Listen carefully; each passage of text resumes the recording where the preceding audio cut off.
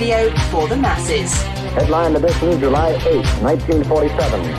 The Army Air Forces has announced that a flying disc has been found and is now in the possession of the Army. If the game is rigged, change the game. Game changer. I occasionally think how quickly our differences worldwide would vanish if we were facing an alien threat from outside this world. This is Fade to Black with your host, Jimmy Church, on the Game Changer Radio Network and KGRA, the Global Radio Alliance. I need your help to get to the year 1985. You're listening to Fade to Black with Jimmy Church on the Game Changer Network.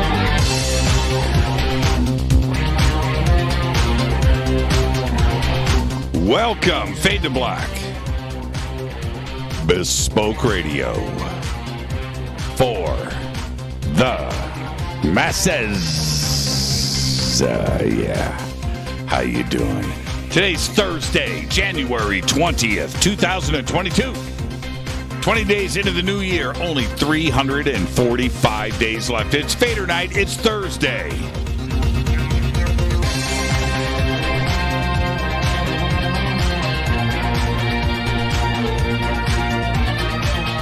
We are live from a bunker somewhere in the middle of nowhere. A total undisclosed location. But it is beautiful in here. It is. It is. And I would like to welcome everybody listening all around the world, all across the United States. Hither and thither, to and fro, back and forth, up and down, east and west, north and south, far and near. This is Fade to Black for KJCR, the Game Changer Network, and the UnX Network. I'm your host, Jimmy Church. What is cracking, everybody? How you doing? It's Thursday. It's Thursday. It's Fader night. It's open lines all night long. The call-in number 747-228-2051. And tonight is dedicated to Clifford Mahouti. Clifford Mahouti left to the stars, departed this earth a couple of days ago at the age of 77. Yeah. So tonight it's all about Clifford. Well, it's not all about Clifford. He wouldn't want that. Maybe. It's your calls. It's your conversation. That's what we do on Fader nights. Whatever you would like to talk about. Everything is on the table. UFOs, conspiracy, lost history, the paranormal, the supernatural, NDE, Egypt, Central South America. It just doesn't matter. Doesn't matter to me. Music, food.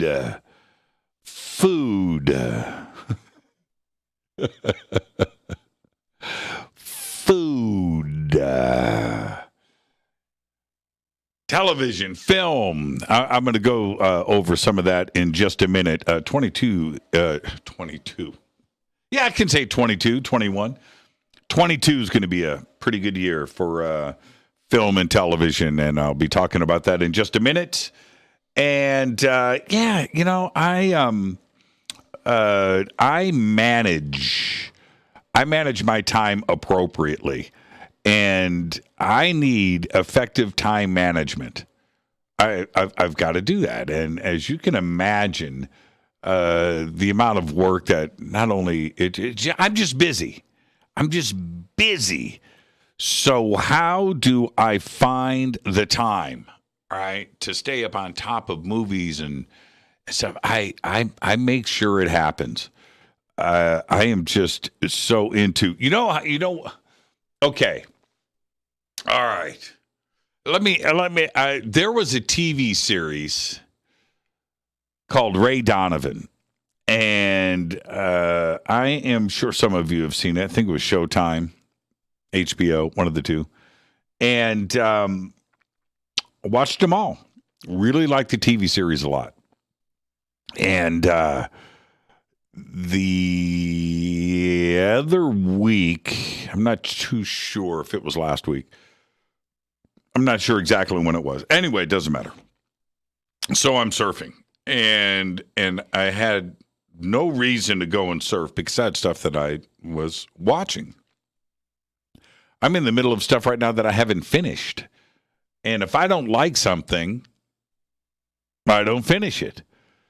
And so anyway, and then I see Ray Donovan, the movie. I was like, what?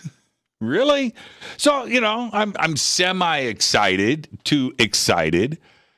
And I was like, okay, all right, I guess because of where they made a Ray Donovan movie. Okay, and the series has done its thing. And I wasn't sure if they were going to have a comeback. Maybe this is wrapping up the series. Okay, so I click over. This is how I deal with my time management. I start watching Ray Donovan, the movie. I watched 5 minutes of the movie and stopped. If it doesn't get, and it was Ray Donovan, man, and if it doesn't get me right from the, you know what? I'm lying. I watched like 8 minutes. 8 minutes, 7 minutes. I stopped. I have no desire to go back. I'll give you another example. My time management. I am not going to waste my time on something I'm not going to enjoy, suggest, recommend. I highly unrecommend Ray Donovan, the movie. Okay, so anyway, The Witcher. Now, The Witcher, season 1 was pretty good, and it was pretty compelling. Really enjoyed it. And so the new season 2 comes out of The Witcher. And I'm going to say this because I like Henry Cavill. And he was great in Superman. He was amazing in The Man from U.N.C.L.E., Guy Ritchie. And The Witcher, yes, season 1 got me. Season 2, episode 1, it's like, what? I got halfway through episode 2, done. My time management. No, my time is valuable. So there you go. And I just make sure that I watch the stuff that gets me, that absolutely gets me. I'll tell you how disappointed I was with Ray Donovan. So I stopped, started watching Yellow Jackets. That's what I did. I've been holding off on Yellow Jackets. Yellow Jackets has turned out to be pretty great. And over the last week or so, I've managed to squeeze it in. I'm at like episode 9. Not what I expected. No, it's great. I thought there was going to be, from the. Well, anyway, that doesn't matter. Yellow Jackets is great. Christina Ricci's amazing in this too, by the way, and it's a great cast. Okay, so anyway, back to why did I bring all of that up? I can't even. Why did I? I don't even know why I brought that up. Okay, anyway, it's Fader Night. It's open lines all night long. 747-228-2051. Oh, I know why I brought it up. Okay, back to I was talking about 2022 and stuff that's coming out. And I'm going to get to my list here in a second. I didn't put everything on the list. It would be this long. But I picked out some pretty cool stuff that's going to be revealed and premiered in 2022 in the science fiction realm and the stuff that I like to watch and stuff that I'm getting caught up on. Oh, by the way, Billions, I think is kicking off. I think Sunday. I think Billions is back. And I think I also read, I think they're releasing all the episodes. Yeah, I think I caught that yesterday. It's been like 2 years. So anyway, follow me on Twitter at JChurchRadio. The Sandbox is hashtag F2B on Twitter. Welcome to everybody listening and watching all around the world. Let's get to the breaking news. Speaker of the National Assembly of Tonga announced yesterday that all agriculture is ruined in the country after the devastating volcano eruptions. Right now, Tonga has both a water and a food shortage happening at the same time. Yesterday, Tonga finished removing a thick coat of ash from the international runway that they have there, clearing the way for desperately needed emergency aid set to arrive in the isolated and disaster-stricken nation. Tonga could receive much stalled flights from both Australia and New Zealand from today forward. They've got zero COVID in Tonga. They want no COVID in Tonga. That's why they don't want relief aid. They don't want planes. They don't want people. They don't want to see you. I get it, but they're going to have to get some aid coming in, and they need water and food.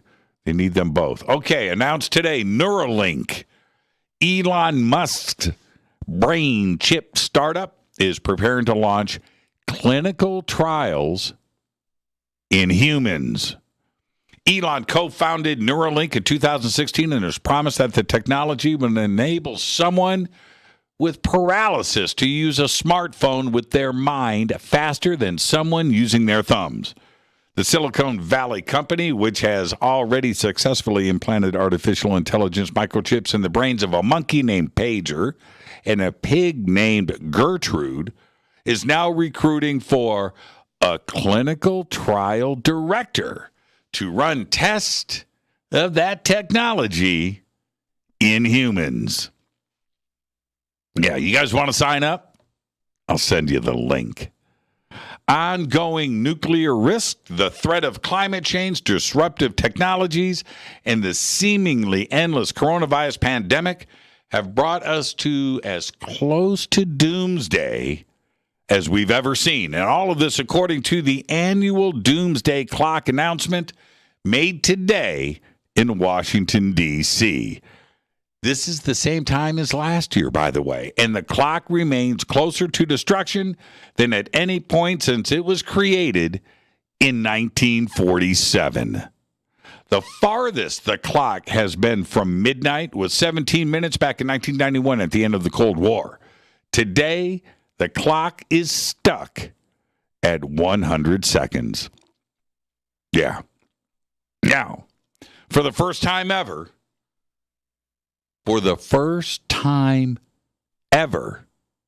a flight delay has occurred on another planet. That's right, due to bad weather. The Ingenuity helicopter, which was slated to take to the Martian skies on January 5th, had to push its 19th flight back because of unusually strong dust storms on Mars. All of this according to NASA. Now, the team anticipates, are you ready, that this flight will take place this Sunday, January 23rd.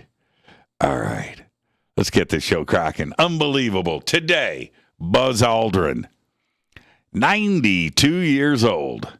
Yeah, I guess that cosmic radiation had no effect on Buzz. Rainn Wilson today is 56. 6 feet under, that's where I first saw Rainn. But, and he's The Office, he's done a lot of great stuff, there's no question about it. But The Rocker, it's a great movie. Skeet Ulrich today is 52. Tracy Guns is 56. And Tracy's real last name is Ulrich. Coincidence? Hey, I'm just saying. Paul Stanley of Kiss today is 70 years old. And today, Linda Moulton Howe is 80 years old. Happy birthday, Linda. Our dead guy's birthday today is William Powell. William Powell, 1942 to 1977, died at the age of 35. William was one of the original OJs. That's right. One of the Love Train. Remember that? Remember that Love Train. The OJs emerged at the forefront of the Philadelphia soul with Backstabbers back in 1972. Topped the U.S. Billboard Hot 100 the following year with Love Train. Man, that was a big hit. Still love that song. Several other hits followed, and the OJs were introduced into the Vocal Group Hall of Fame in 2004, the Rock and Roll Hall of Fame in 2005, and the Rhythm and Blues Music Hall of Fame in 2013.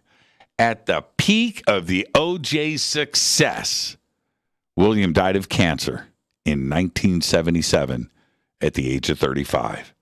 Happy birthday, William Powell. Oh, Love Train. That's a track right there. On this day in history, 1981, minutes after Ronald Reagan's inauguration as the 40th president of the United States, the 52 U.S. captives held at the U.S. Embassy in Tehran, Iran, are released, ending the 444-day Iran hostage crisis. On this day in 1981. Fader fact. It took Taco Bell food engineers. That just don't even sound right, does it? No, actually, it sounds correct. It took Taco Bell food engineers 2 years and 40 different recipes to create the Doritos Loco Taco. That's right. And it became so popular, it led to Taco Bell adding 15,000 jobs. The Doritos Loco Taco. That's your Fader fact. Tonight is another Fader night with open lines all night long, dedicated to Clifford Mahouti, who left this earth 2 days ago. All right. The call-in number is 747-228-2051. All right. River Moon Coffee. RiverMoonWellness.com. Faded Black Blend. Best coffee in the world. Clifford Mahouti. Wow. Anyway, I was going to post a bunch of pictures of Clifford today, and I got about halfway through them, and I am going to hold off. I'm not going to do it today. I'm going to put together a more effective presentation, and we will do that later. I want to bring on some guests, and we're going to talk about Clifford. Okay, so... But if you've got pictures of Clifford and you want to talk about Clifford or talk about Clifford tonight or tell us a story or, you know, if you met him, how did you meet him? What did you guys talk? We could do all of that tonight. And if you've got pictures of Clifford, post them up there on Twitter. I would love to see them. And there you go. All right. All right. Now, Love Train. There we go. That's what I'm talking about. All right. Time management. Time management. I remember when binging became a thing on TV series, binging TV series. And leading up to that, I would binge all the time in my own ways. Like I would watch Back to the Future 1, 2, 3 back to back in order. Did that a lot. Did Aliens. What was the third one? Anyway, I would do that. I did it with Godfather too, even though those are out of order, but still watching those 1, 2, 3. And but I would do that with movies. TV wasn't easy until streaming services came out. Now buying DVDs and a TV series collection and buy an entire season. That I started doing 2005, 2004, 2005 and buying the box sets and things, which I still have, right? Okay. But binging today, because now it's easy to binge all the time. And wow. Right? Now, how do I binge now that I don't have any time, right? So, time management. And when I commit to something, I will do it and I will finish it and somehow I'll pull it off. it's impossible for me to binge, something in a day. I don't have that kind of time, but I make sure that I get it done. Now, when I suggest something to binge, it's because I've already binged it, like, say, Rick and Morty. It's a good example, right? Okay. So I'm always looking ahead and planning on strategically what I'm going to do this week, what I'm going to do the next week, what I'm going to do the next week, and I know what's coming out. I know what I've already got. There's stuff that I haven't finished, and right now, Mandalorian, I'm 2 shows behind on Mandalorian, right? Latest episode came out last night, but haven't. Okay, so that's one example. Okay, that's one example. But what's coming up in 2022? Well, here we go. This is my list. I think I've got like 10 that I put together. Number 1, Moonfall. Been talking about this for a couple of months now. Directed by Roland Emmerich. It's in theaters February 4th. I was hoping it would be streaming. I don't know if I am going to be going to a movie theater, but I won't be doing it February 4th because I will be at the Conscious Life Expo. But in this movie, the moon gets knocked off its orbit. We send a team out to fix it, and the moon turns out to be hollow and kind of pissed off. And this comes out February 4th. Severance. This is a new series by and directed by and executive produced by Ben Stiller. It's a series starring John Turturro, Adam Scott, and Patricia Arquette. It's on Apple TV, and it's a dark sci-fi comedy. I've seen the previews. It looks excellent, but I'm going to leave it at that. Number 3, Everything, Everywhere, All at Once. It's a movie starring Michelle Yeoh, who visits, check this out, the multiverse. All right. That premieres March 25th. Number 4, Halo. That's right, the video game. I never played Halo. I hear it's great. I never played it. But Halo, the game, is getting the TV treatment. It is going to be a series on Paramount Plus with a premiere date rumored to be in March. Okay. Number 5, Avatar 2. That's right. Avatar 2 will finally reach theaters in December 2022. But hey, we're already at the end of January, so it's not that far out. Number 7, The Orville. That's right. The Orville is back. Season 3 premieres on March 10th on Hulu. Yeah, that's got you excited, doesn't it? Man, I hope it maintains its excellence. I really do. Avenue 5. Now, season 1 was great. Hugh Laurie and great cast. Funny, great. It's on HBO and is slating for a 2022 release sometime in the first quarter. Well, we're already at the end of January, so it's going to be pretty soon. But season 2 is coming out. And then last but not least, Star Trek Discovery, season 4. The premiere was back in November. I'm still in the middle of it, but it's continuing now. The remaining 6 episodes are going to be released all between February 10th to March 17th. All of that is on Paramount Plus. Right now, you can watch, I think it's the first 10 episodes. I think that's how many is there. And I'm in the middle of that right now. And I Star Trek Discovery, we were talking about this last night. I have zero information on anything else Star Trek besides the original series. So Discovery, Picard. Tell me another Star Trek series. I know nothing about them. But Star Trek Discovery is amazing. So you can check that out right now on Paramount Plus. And I want to leave you with this. I just finished the 6th and final season of The Expanse. And yes, it really was the series finale. I was a little bit heartbroken about it. All episodes are available right now on Amazon Prime.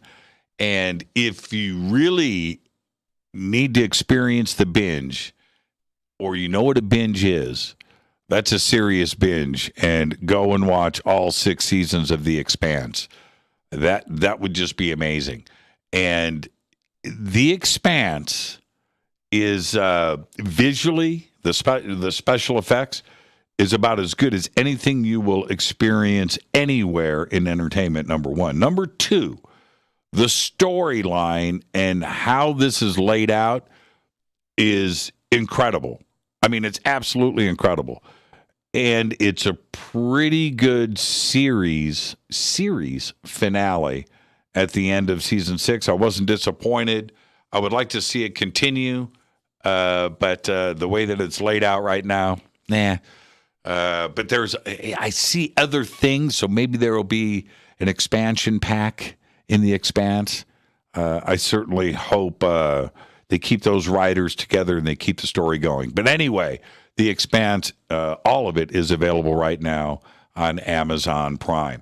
That's what's coming up in 2022. The other big one, my number 10, Resident Alien Season 2 premieres in 6 days. Excited. January 26th, right there on the Sci-Fi Channel. So there you go. 2022. It's going to be a great year for science fiction and things that I like to watch. And that includes Billions. And I don't know when I'm going to get around to Billions. I'm knee deep in everything else. The Witcher. Man, Henry Cavill. Disappointing season 2. I have no idea. No. Wheels of Time. That's another great one. Yeah, it's going to be a good season 2 when that comes out. All right. I'm your host, Jimmy Church. This is Fade to Black. It's open lines all night long. 747-228-2051. It's Thursday night. It's Fader night right here on Fade to Black. I'll be right back with your phone calls after this short break. Stay with me.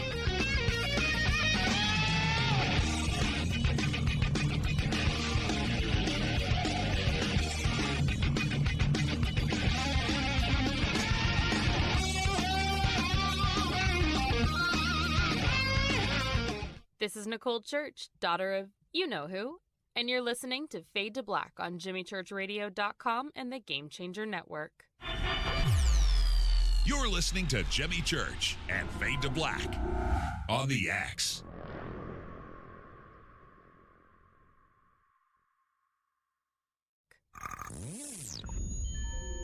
You're listening to Jimmy Church, Fade to Black. Fade to Black will now pause for alien identification. The station that talks the net. Introducing the Game Changer blend from Rivermoon Coffee that delivers a customized blend made specifically for the Fadernauts. If the game is rigged, change the game. It's a bolder cup with some bite. Game Changer is the coffee of choice for those that prefer an organic dark roast that is slightly lighter and milder, but it's still dark. With wild notes of pecans and chocolate with a rich, balanced, full-bodied cup that is roasted to perfection for a great coffee to start your day, as an after-dinner coffee or anywhere in between. Artisan, small batch roasted to perfection. USDA certified organic, all Rivermoon coffee is freshly roasted and packaged in the USA. Just go to rivermooncoffee.com or click on the banners over on our site and use the promo code F2B Blend for 15% off of your order today. rivermooncoffee.com. This is the only way forward. This is Fade to Black. Make contact. This is Jimmy Church of Fade to Black, and you can get our podcast for just $2 per month. All you have to do is click on the podcast banner over at jimmychurchradio.com. Hi, folks. It's troubling times, and fear is pushing emotions, which in turn pushes health the wrong direction. Do you ever get an ache because life is uneasy? Try Life Change Tea at getthetea.com. Life Change Tea works on your digestive tract, helping to move food through quicker and comfortably so your health is spot on. Life Change Tea may not help with world issues, but it will help with your digestive issues. A glass a day helps keep the intruders away. So, change your life today. Log on to getthetea.com. That's getthetea.com. If your health game is off, get on by ordering Life Change Tea. Getthetea.com. And while you're on our site, look around at the great non-GMO organic supplements. And if you're a sales shopper, go to our specials page and see what's for you. I've been drinking the tea for 12 years and I'm sure glad for its health benefits. Again, that's getthetea.com. Getthetea.com. The tea that makes you go.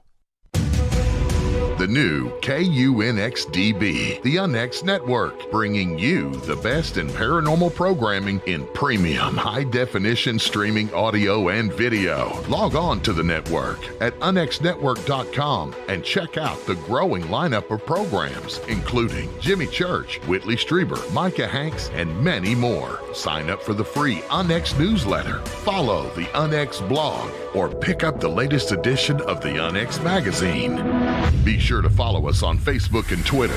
So check us out at unxnetwork.com. Tap the show page and the calendar so you never miss your favorite live shows and podcasts. We are your portal for all things paranormal. The X, explaining the unexplained.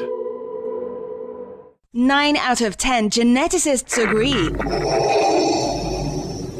Fade to Black is not your father's radio show on the Game Changer Radio Network. Hi, this is Rob Reiner from Anvil, and you're listening to JimmyChurchRadio.com. What's up? I'm Chris. What up? This is Kyle Massey, and you're listening to Jimmy Church Radio.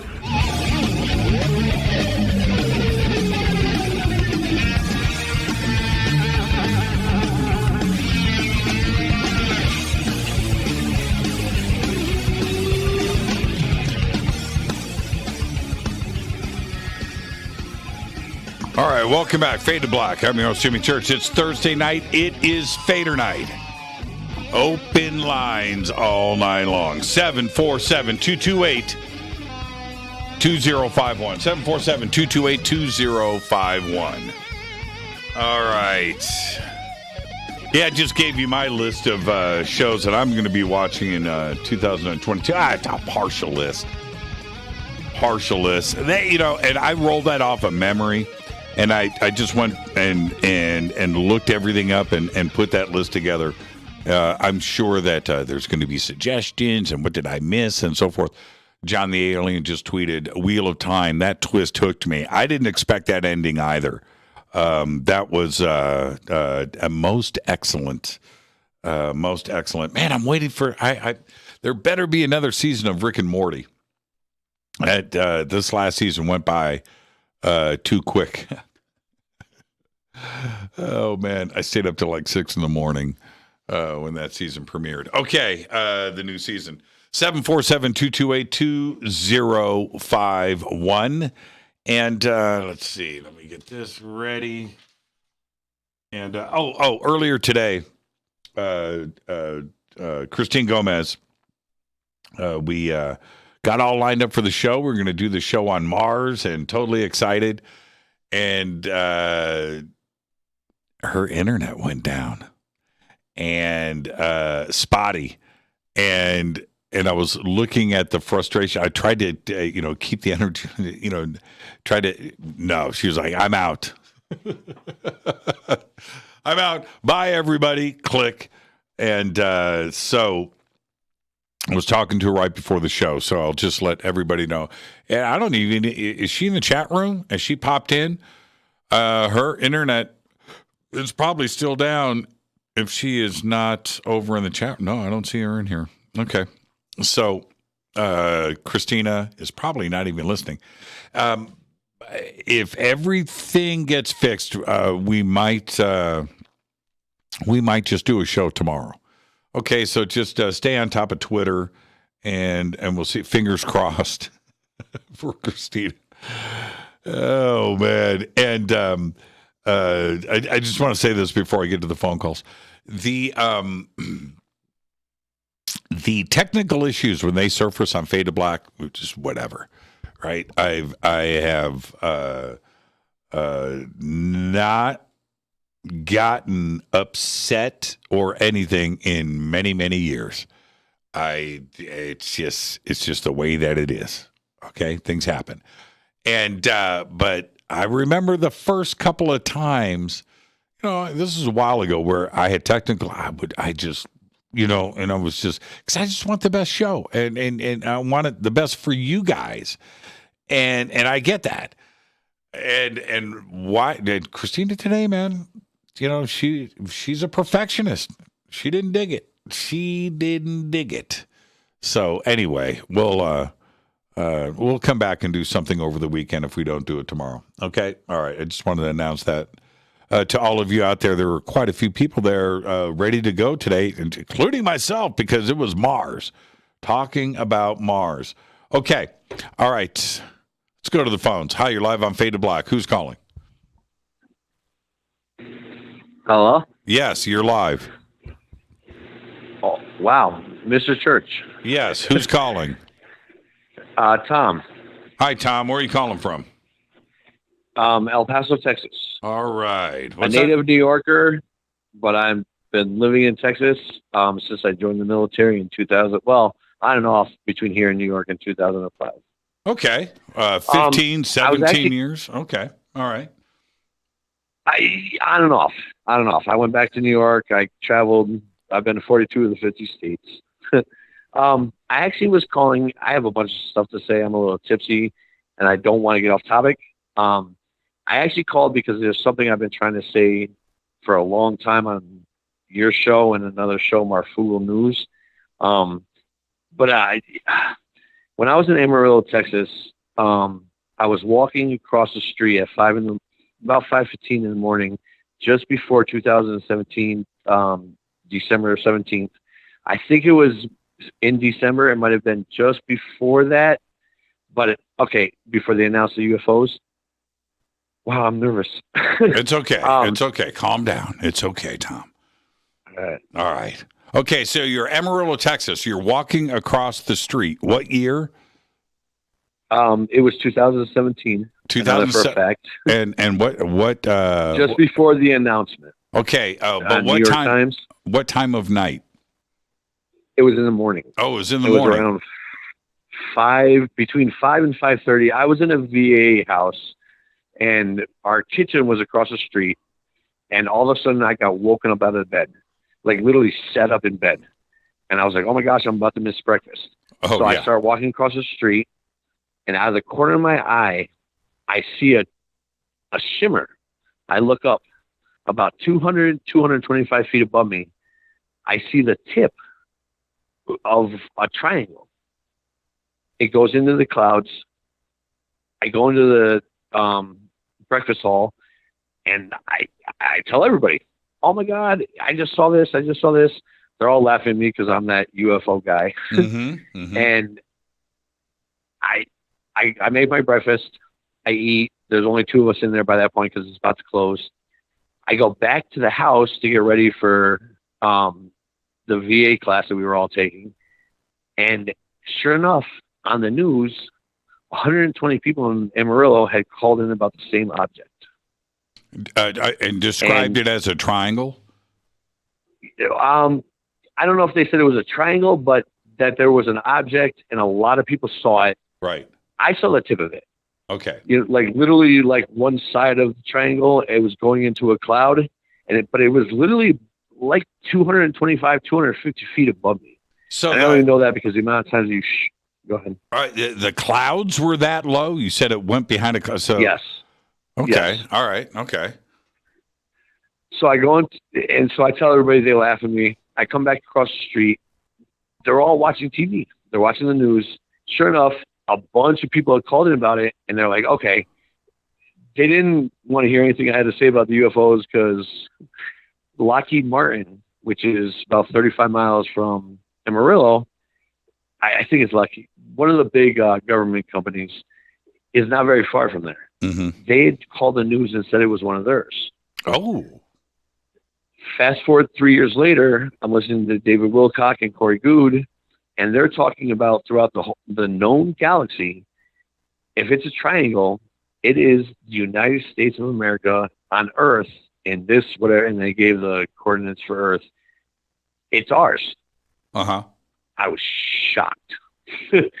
Shocked. Well, the news never talked about that. Right. Well,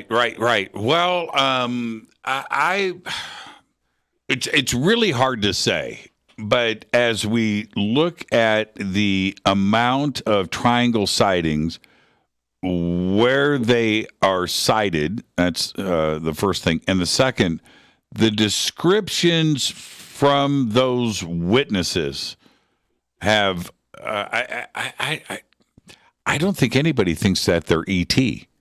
Right, I think that we have generally come down to, the agreement that this is ours, and there is, the TR3B, and just mentioning that, the TR3B has become such a known word in popular culture.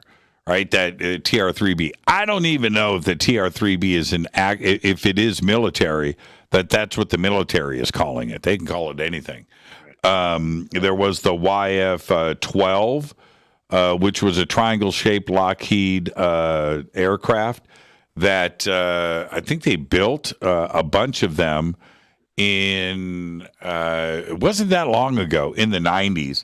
And I think that could have been mistaken for a lot of aircraft, and that went through that they were in production, and then the program itself got shut down. So you can go and look that up, the YF-12, and it's it's a triangle, no tails, it's a triangle jet, not like the B-2. That's a different shape, and not like the 117. That's another shape. This is a triangle, and it's pretty crazy. And so when you go and you look that up and how recently that was in production, which that's modern. When I say 90s, that's new. Well, it did. Did the program actually get shut down? Think about what you just said, Jimmy. The 90s. That's new. Right. That's only 30 years ago, bro. Yeah, 25 years ago. We all know they're about 50 years ahead of us. Of course. Yes, and that's what I'm saying. Exactly what I'm saying. To think, 30 years, that's it. Tom, have you seen the YF-12? You ever seen a picture of it? Okay. No. I've heard you talk about it, but I don't dive into all this computer media stuff the way other people do. But there are some people on... a few years ago, you were going to leave YouTube. I was one of the homeless guys that sent messages. I was rude. I was disrespectful. I was scared. At the time, I was literally red pilling it. So I was just coming out of my whole Christian. That's my only faith. That's my only belief of the world. And you weren't on YouTube for a while, and then you explained to everybody why you were, going off or possibly going off and what was going on. I put a lot of messages or whatever you want to call it out there, just saying, but please don't do that. Like, there's a lot of us that we can't afford anything else. Like, we literally have to base what we're learning off of what the big tech gives us, because that's all we can afford. And I was so grateful that you didn't do that, that you stayed, that you worked out, whatever agreement you worked out with them, that you didn't go off. So I don't even know where that's going, but thank you for not doing that. I don't know. I don't dive into the internet the way others do, but there are some people that I really listen to. I happened to get turned on to your show when I was out in California. And I'm very grateful for that. The other thing I wanted to bring up with the whole triangle thing was, in Amarillo, Texas, there's actually a fountain that is on the fountain. It's carved. There's pilgrims. As you're sitting on a bench, there's pilgrims. Then if you're looking at the fountain from the pilgrims, or from the bench, the pilgrims are right in front of you. Then right to your right, there's a mermaid man and another mermaid man. Then you go around the fountain, there's the pilgrims, and then there's the two of them choking each other. I learned about Inyo from your show. It's just, and ironically, the first part from the bench, there's no sister. The second marking, there's the pilgrims, there's the two of them. The one is choking the other like they're fighting, and there's a third, and it's a woman, the sister. That I talked to a lady who was born in 1823 there, or 1923. That fountain was about a decade old when she was born. Therefore, Inyo, the story of them, didn't come about until the 20s, 30s, till the Emerald Tablets were released. How did they know that in a place, Amarillo, Texas, the only place you can get helium from of this earth is in Amarillo, Texas? This place, Lockheed Martin, is 30 minutes from there. You have a fountain that describes Inyo. Interesting. Almost 20 years before the actual writing came to the public knowledge. Right. Yeah, very interesting. Very interesting. The aircraft that I was talking about, I said YF. It's the A-12. I said the YF-12. It's the A-12 Avenger, McDonnell Douglas, and go and check that out. That's an aircraft that was in production, and it is a straight up triangle. So maybe it was McDonnell Douglas next to Amarillo. Something worth looking into, but I know Lockheed is out there too as well. So somewhere that might be near Amarillo. Maybe they both have bases out there. It's one of the big companies, and I know it for a fact because one of the guys in the VA facility with us was a man that was very high up, and he paid no attention. He used to mock me until this experience. And then his company came out. He was retired. He was looking. His wife made him go there because she was sick and tired of his antics. And he all of a sudden took interest in me. I didn't think anything of it. It wasn't until a few years later when I saw and I learned about Inyo. And then I was sitting in this bench, and there's a fountain. And ironically, the fountain is behind two churches. One of them is the oldest church, one of the oldest churches in Amarillo, and it happens to be a pagan church. It's a small church, and right next to it is this huge church, and then there's an AA building behind that, and then a small park. Well, I got a pagan church and helium. Yes, the only place on earth that you can get helium from the ground is Amarillo, Texas. I read on the plaque. Right next to the VA system or the VA hospital. That's not a coincidence. Well, I tell you what though, if you want to do something that'll go nowhere, start a pagan church in Texas. Right? Hey Tom, enjoy your weekend, yes, man. Sir. And thank you for the phone call. Thank you. Look into it, bud. I'll check it out. It'll be popping up here on Twitter in a minute. Thank you so much, Tom. It's time to fade to black. Yeah, the A-12 Avenger, McDonnell Douglas. Look at just look at that baby, and it makes you wonder if a craft like that is out there. And we have all these triangle sightings, and look at that, and that baby flew, man, and that was very, very, very close to being in full production. And, yeah, it's a cool-looking plane, too. Check that thing out. All right. Anyway, where am I at? Let's go back to the phones. Hi, you're live on Faded Black. Who's calling? You're live. Okay, that's it. That's it. You gotta be ready to go. I can hear myself in the background. Somebody just goofing off and just not paying attention. Not paying attention. Is that me? Yeah, you're live. Who's calling? Oh, it's Steve. Hey, Steve. What's going on, man? Hey, what's up? What's up, Jimmy? You called me. You called me, Steve. What's on your mind? About 2 weeks ago, it was like December 17th. We had a little party over at the house, and we had like 20 people over. And later on, after everyone kind of left, I'm in the harbor right now, and I was looking up, and I saw like one big bright light. I mean, I'm looking up in the stars all the time, and this wasn't like a regular light. I mean, it was way up there. Uh-huh. So what'd you see? And yeah. I said, so what'd you see, Steve?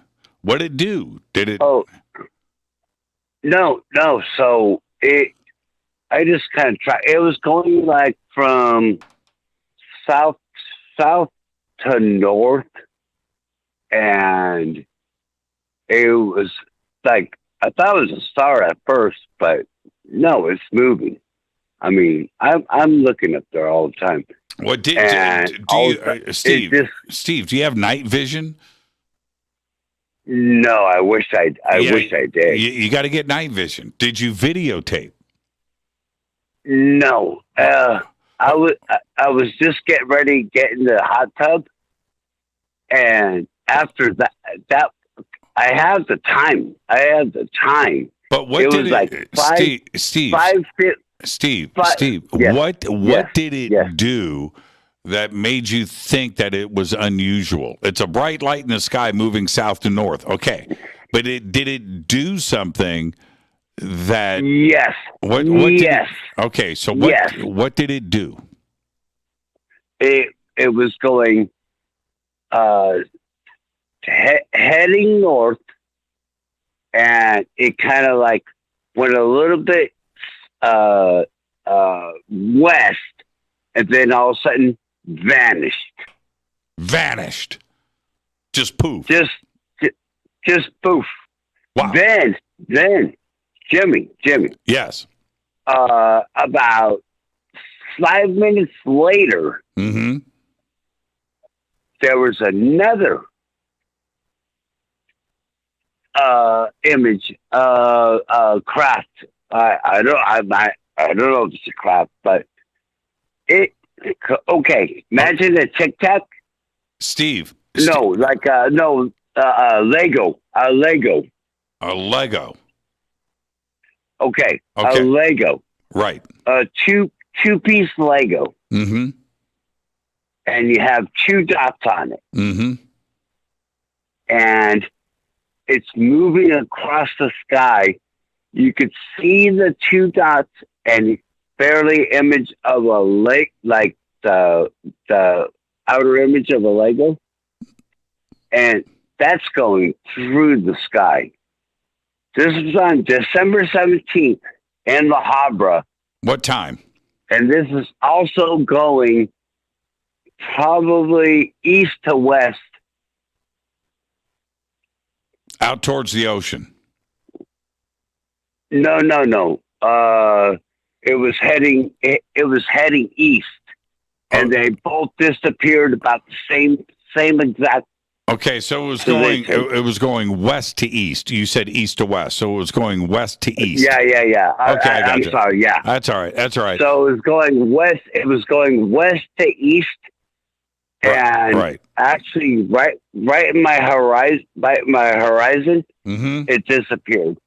And I was gonna post it. Okay. Hey, Steve, I've got to head to a commercial, but I will ask everybody that was in Southern California, December 17th, which is a month and 3 days ago. December 17th, La Habra. Two objects sighted in the night sky. One heading south to north, and the other one heading west to east. And if anybody, thank you for the phone call, Steve. If anybody saw anything that night, let me know and post it up there in Twitter. I've got to take a quick break. It's Thursday night. It's Fadernight. Open lines all night long. 747-228-2051. 747-228-2051. I'm your host, Jimmy Church. This is Fade to Black. I'll be right back after this short break. Stay with us.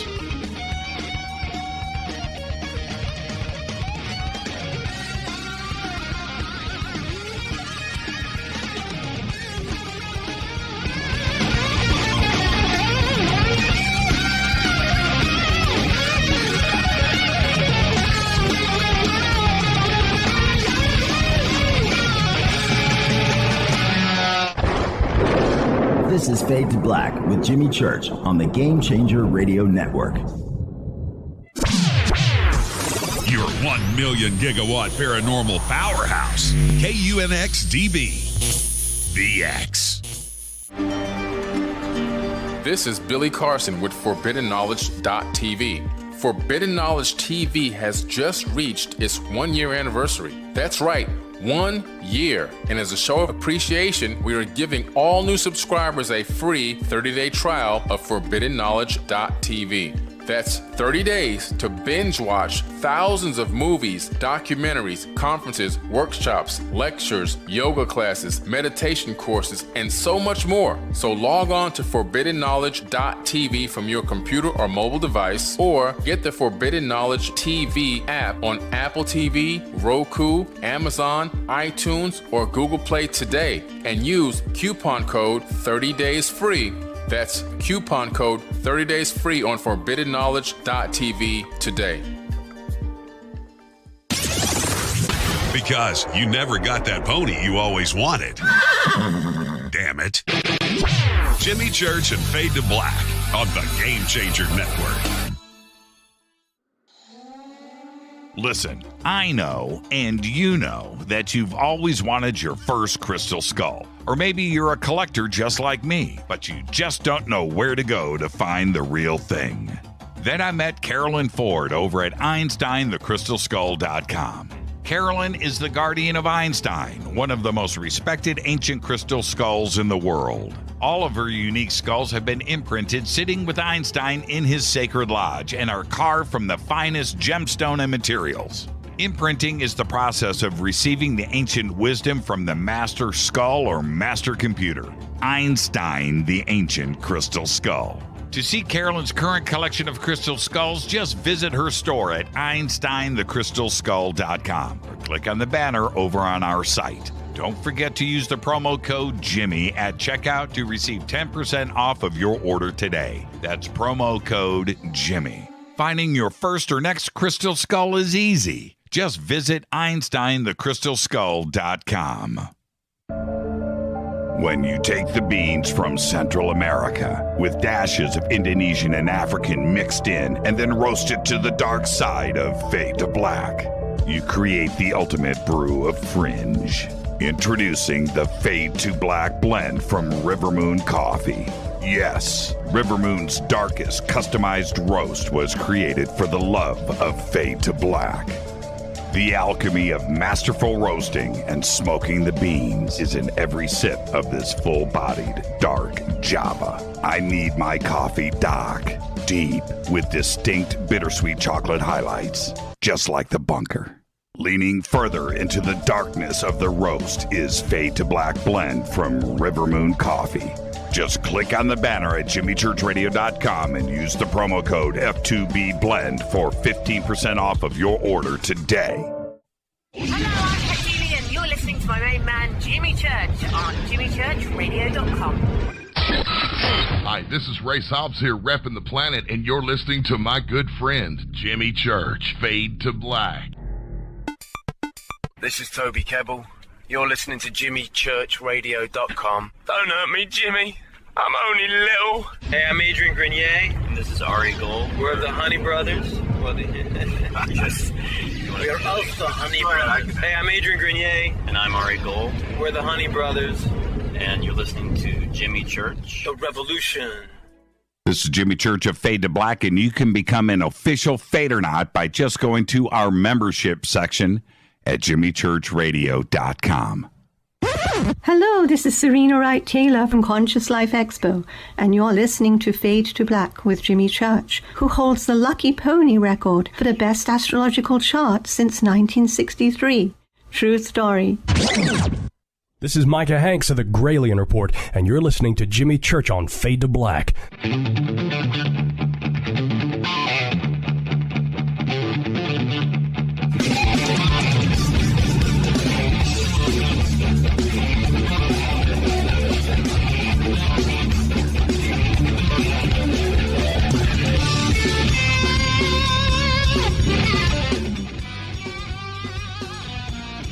Welcome back, Fade to Black. I'm your host, Jimmy Church. Thursday night, Fader night. Dedicating this night to Clifford Mahouti. Man, I still can't believe it. It still hasn't really soaked in and sunk in. It just hasn't. I posted pictures of the A12 Avenger up in Twitter. Follow me on Twitter at JChurchRadio. You can check out the image there, and it makes you wonder, man. You know, you see stuff like that, and the comments, are always there. That I agree. I say, what we see now, and then what is in the future, and you never know what's being worked on until a war breaks out. Like the 117 and everything else. So, and that's when they break out the hardware. We can only guess what is in development, what is being tested. Have no idea. And I'm in the neighborhood of where all this stuff gets created, and I have been a little reticent lately to talk about things, and I might, but man, I don't want to get in trouble, and because now I see stuff, and it's crazy town. And I saw Michael Schratt was over at the house a couple weekends ago, and we're talking about aircraft and things, and I told him about, I'm just gonna say this in a loose sort of way, but I saw this jet take off, and I barely got binoculars on it, and I only got one quick look, but this thing took off, went over my house, and it was black, and was loud, and was so fast that I just couldn't keep up with it. And this was at takeoff, and just and was gone. And by the time I could barely react, by the time I got binoculars up in my hand, it was just, and I've barely fit, and it was gone. And I told Michael a little bit about the shape and what I saw. But if I'm out blabbing every single day live on the air, man, I'm just telling you, this show will get shut down. I will get the real visit.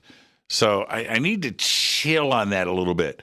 But, the other stuff that I've seen, and I've talked about it on this show, well, that, I can't stop that. That's already out there.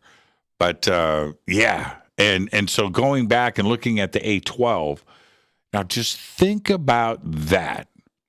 Think about that flying around. It's that's crazy. The flying Dorito, man. That thing is absolutely nuts. All right, let's go back to the phones. Hi, you're live on Fade to Black. Who's calling? You're live. 3, 2. Are we going to be doing this all night with everybody? Is that what's going on here? All right, that's it. Let's go in order here. All right. Hi, you're live on Fade to Black. Who's calling? Hi, I'm here, Jimmy. Sorry.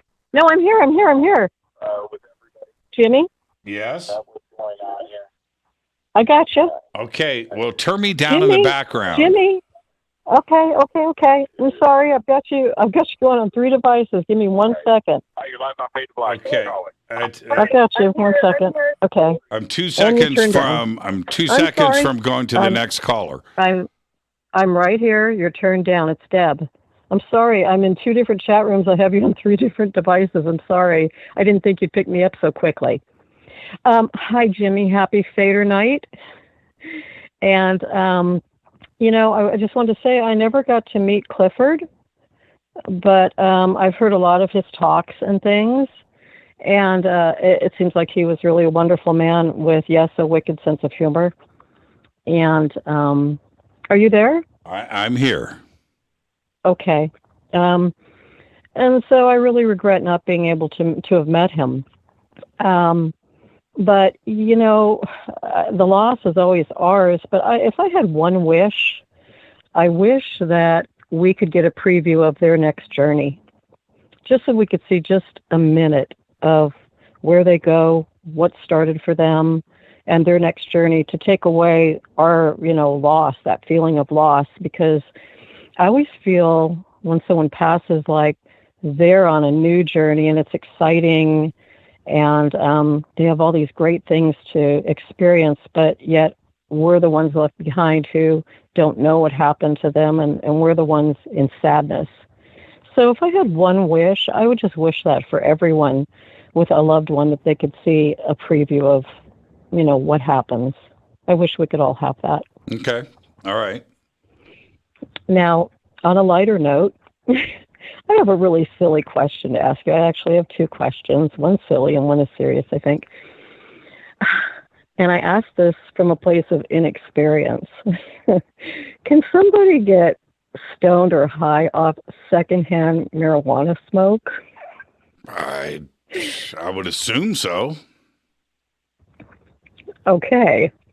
The other day I bought a new laptop, and my cousin, helped me set it up. We went to his house, and he smokes, and he was smoking this stuff called Granddaddy Purple. Have you ever heard of that? Mm-mm. No, okay. no. Well, that's what he's smoking. And, of course he offered me some. I'm like, no, thanks. I'm, not going to partake. But he's been smoking for years. And after about an hour of sitting there and him helping me, install my software and get the laptop going and everything, I started to feel really giddy and laughing and silly, like I had a glass of wine, but I hadn't. Mm-hmm.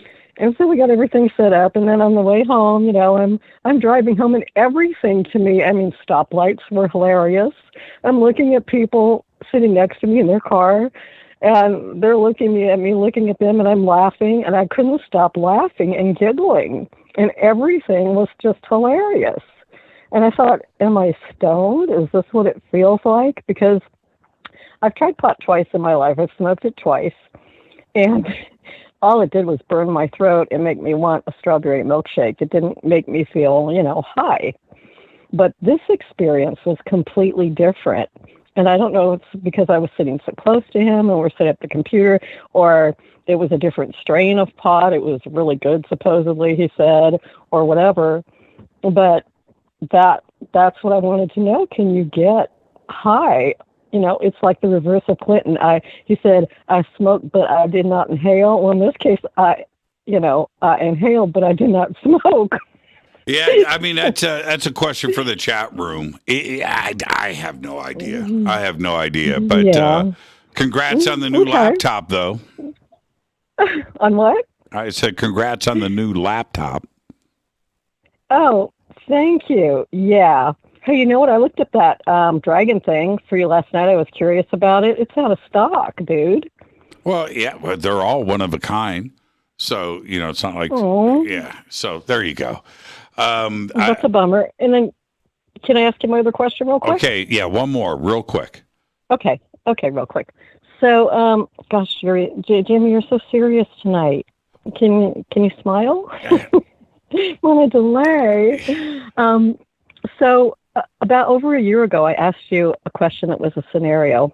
And the question was, if I had the power to give you an extended 100 years to live, and you would not age and your health would stay good, would you accept that 100 years? And I don't know if you remember your answer, but I'm posing it to you again.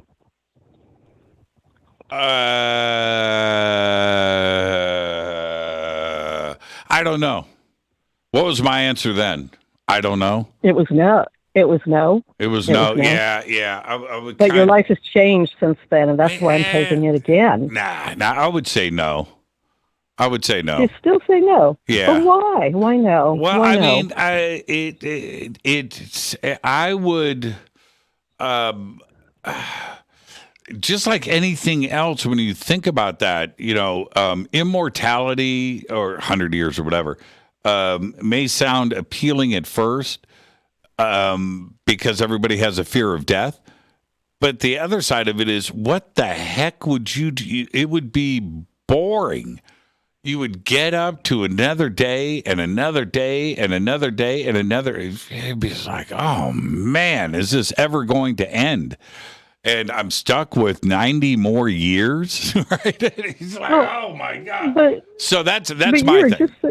That's my thing. You always talk about time management. You talk about your bucket list. You were just saying the other night, all these things you want to see, and will you be able to do them? You're always obsessing on the fact that you're 58, which is that old, honey. And it's like, you don't look 58. You don't act 58. I think you probably have 40 years left anyway. Mm-hmm. So, what? Okay. So what do I need another 100 for? That's my point. Okay, but okay. But we don't know all this. We don't know all the technology that's still going to be coming out and how exciting the future could be. And wouldn't it be a bummer to check out before you could experience all this great stuff that might be released eventually? It'd be a whole different world. Yeah, maybe so. But as I get older, and I know that everybody that gets older is getting in the same kind of mood. In that, look, Linda Moulton Howe today is 80, okay? And that is 22 years from now. I could get a lot done in 22 years. And by the time, man, you know what? I think I'm just going to be tired. Just like, man, okay, I'm done. And that's not if you don't age and your health stays good like it is now. You won't be, know. All right. But my answer is still no, though. It's still no. Food for thought for now. It's no for now. All right. Ask me next year. Okay, I will. Okay. Hey, and Don't Be Afraid of the Dark, what was the name they kept calling her when they wanted to take her away? Do you remember her name? No. Kim Darby and Don't Be Afraid. It was Sally. Oh, yeah. Sally. Yeah, it's such a great movie. Freaks me out. Okay. Have a great night. I'm going to go, Jimmy. Enjoy your weekend. You too, Jimmy. Good night, Fadernight. Love you all. Bye. Right on. And so it was Sally? I don't know if I don't know. Can you get high from being around somebody smart? I suppose so, because everything today is super weed. So I suppose so. But I've been around a lot of people smoking weed lately, because I don't. But it seems like everybody that I know smokes pot. I don't know anybody that does it. I've seen people puff around me that I was like, what? Really? But I don't, and I don't think I've walked away going, man, I'm high. So I don't know. But I don't know. I guess you would have to, but to get high, you would have to be right on top of somebody, breathing the same air. I would think. All right, let's go back to the phones. Hi, you're live on Fade to Black. Who's calling? It's Jackie. Hey, Jackie, how are you? Hey, good. That worked this time. I'm sorry you had to hang up on me twice. I had the same problem as last time. I can't find the volume on my iPad. Or it doesn't work easy. It's just, I don't know. Oh, so Jackie, I'm not looking at the phone numbers. I'm just answering calls. And so I didn't know that was you. Had I known it was you, I'm kidding. You would have seen it. I was yelling, don't go, don't go. So how you doing, Jackie? What's on your mind? Well, this is going to be a real quick, short call just for fun because my pizza is coming out of the oven in minutes. Oh, what kind of pizza? What kind of pizza? I don't know what kind of pizza. Oh, okay. Wait. Did you make it yourself? No, Brian's making it. Oh, no. Okay, that's not what I meant. But it's a homemade pizza? No. We're doctoring it. Oh, you're doctoring. There's nothing wrong with doctoring an already done pizza. Yeah. Oh well. Yeah, you gotta dress it up a little bit, no doubt. Well, to tell you, Brian, by the way, really enjoyed The Witcher 2, and as he explained to me why it wasn't so good this time. But anyway, what I wanted to tell you is that I only watched Emily in Paris because you recommended it. Was it good? Well, I haven't finished it. Okay. I don't know. I've done 3 segments, but we found the best tea for you. It's not Get Your Tea, but it's a Stash Tea, which is a Northwest company, and I don't know how extensive it is in the States, but I'm sure it's in Southern California. You've got to get and make yourself a cup called Breakfast in Paris. Okay, hold on. Breakfast in Paris. Okay. In Paris. All right. And it's Stash, SCAS. And yes, you can get high from the vibes. You don't have to be in the smoke. I'll tell you, that's what happened to me in 1967. Oh, whoa. Okay.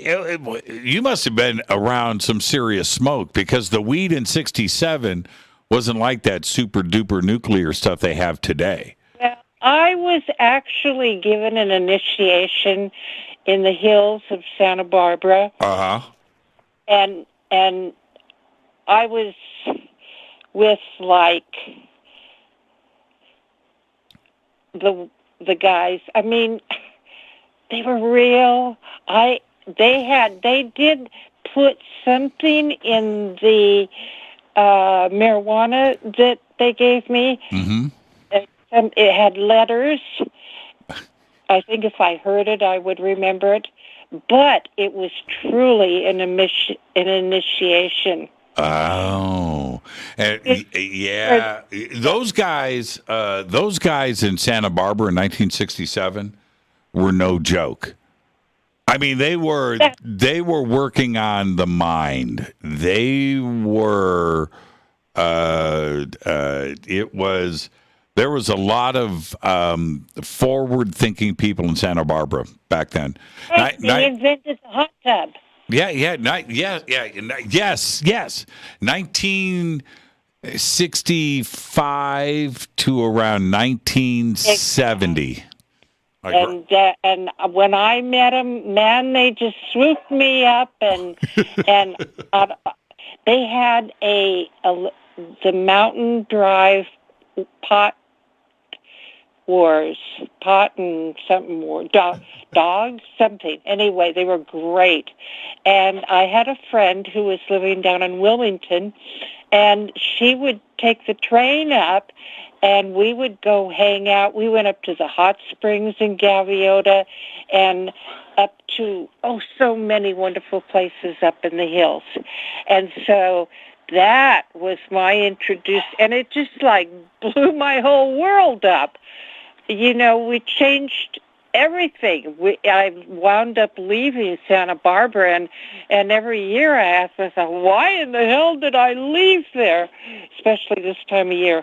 But no, it was wonderful. Santa Barbara was so good for me, and I had these twin babies, my first time, and I spent all the time on the beach with them. We were such people.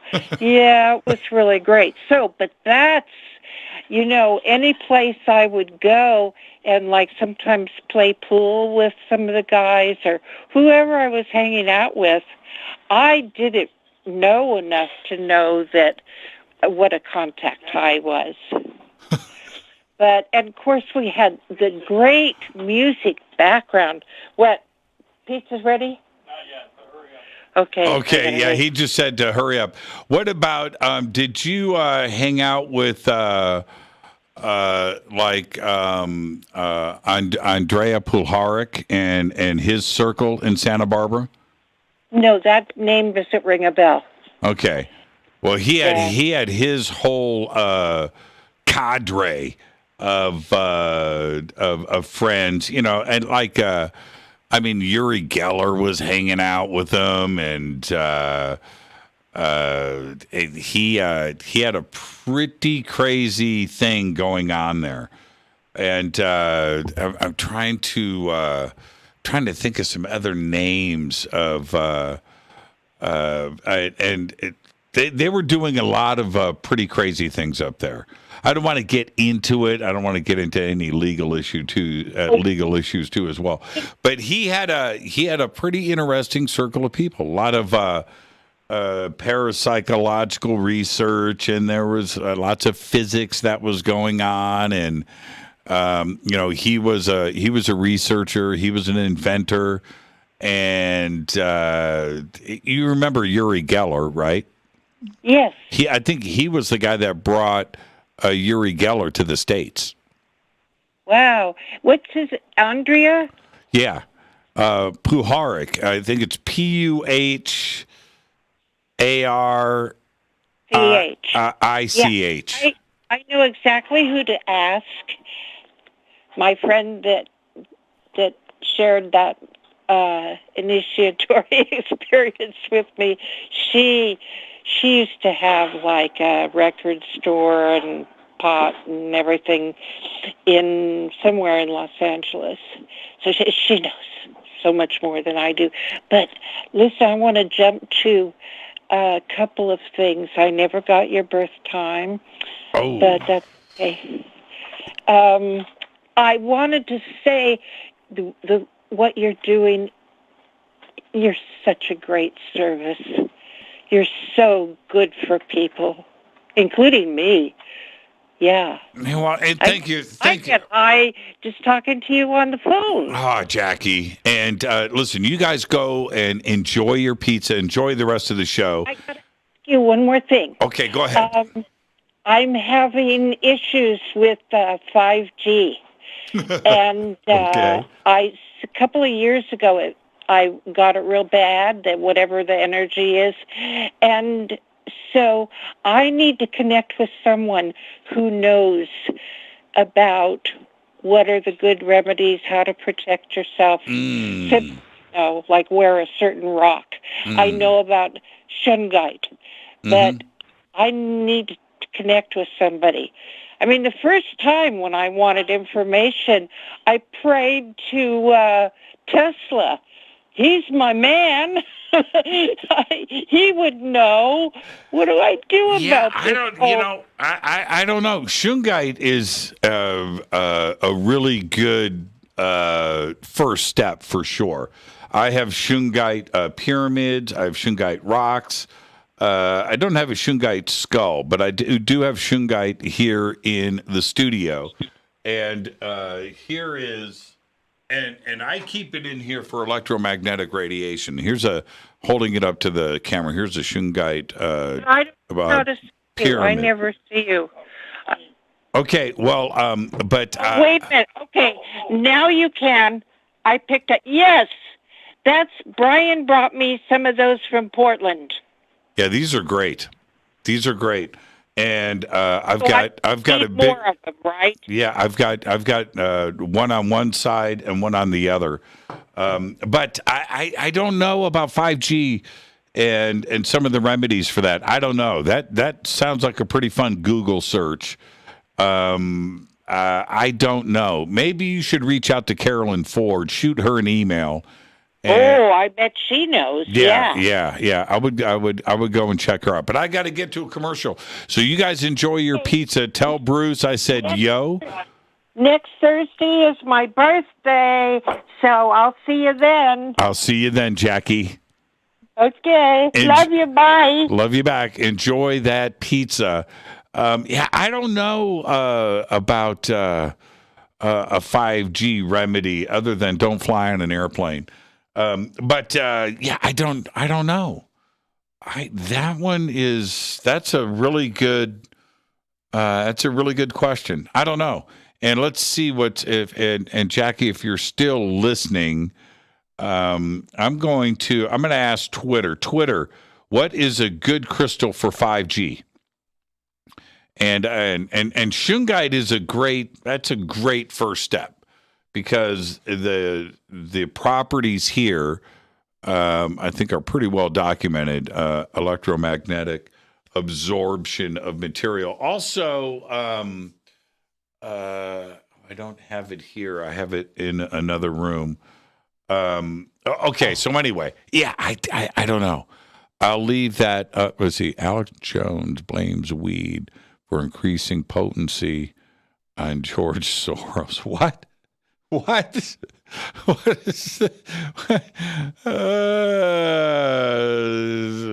I'm not going to read this out loud.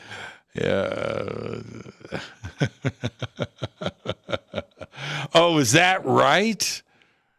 Cassandra, is that right? Is that true? That George Soros increased the strength of weed, the potency of weed? I love it. This is Fade to Black. I'm your host, Jimmy Church. 747-228-2051. 747 Breakfast in Paris. Right there. There it is. Stash. All right. I'm your host, Jimmy Church. More of your phone calls are next.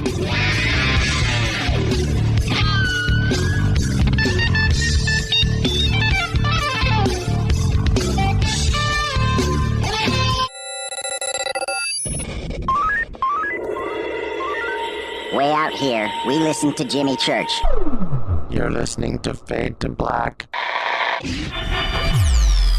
You're listening to Jimmy Church and Fade to Black on the X. ¿Qué tal, mis amigos? Yo soy Mario Carson, el tiburón, y los invito para que escuchen a mi buen amigo Jimmy Church Radio. ¡Claro que sí! This is Jimmy Church, and I personally invite you to the 2022 Conscious Life Expo this February 4th through the 7th, live at the LAX Hilton in Los Angeles, California. This year, we have the most exciting speakers, including Whitley Strieber, Adam Apollo, Billy Carson, Daryl Anka and Bashar, William Henry, Caroline Corey, Susan Slaughter, Daniel Brinkley, JJ and Desiree Hertog, Sarah Breskman Cosme, George Norrie, Gail Thackeray, and many, many more. I will be hosting all weekend long, including the keynote Ancient Secrets panel on Friday night, 5 vendor and exhibit halls, 3 floors of speakers, panels, and celebration. This is the biggest event of the year, and early bird passes are available now. Just go to ConsciousLifeExpo.com for the schedule, speakers, and information. That's ConsciousLifeExpo.com. Do you want to be an official Fadernaut? Of course you do. This is Jimmy Church of Fade to Black. Just go to our membership section at JimmyChurchRadio.com.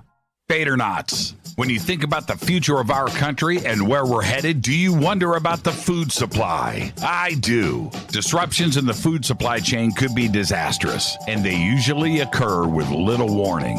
That's why the smartest thing you can do today is to stockpile emergency food, water, and other essentials. I personally recommend My Patriot Supply. They're the nation's largest emergency preparedness company, serving millions of customers for more than a decade. In fact, they're the only source my family trusts for our preparedness plan. You should too.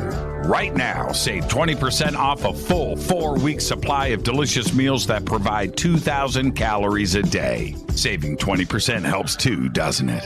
Especially now. So go to preparewithjimmy.com and get ready. That's preparewithjimmy.com. There's no time to lose. Do it now.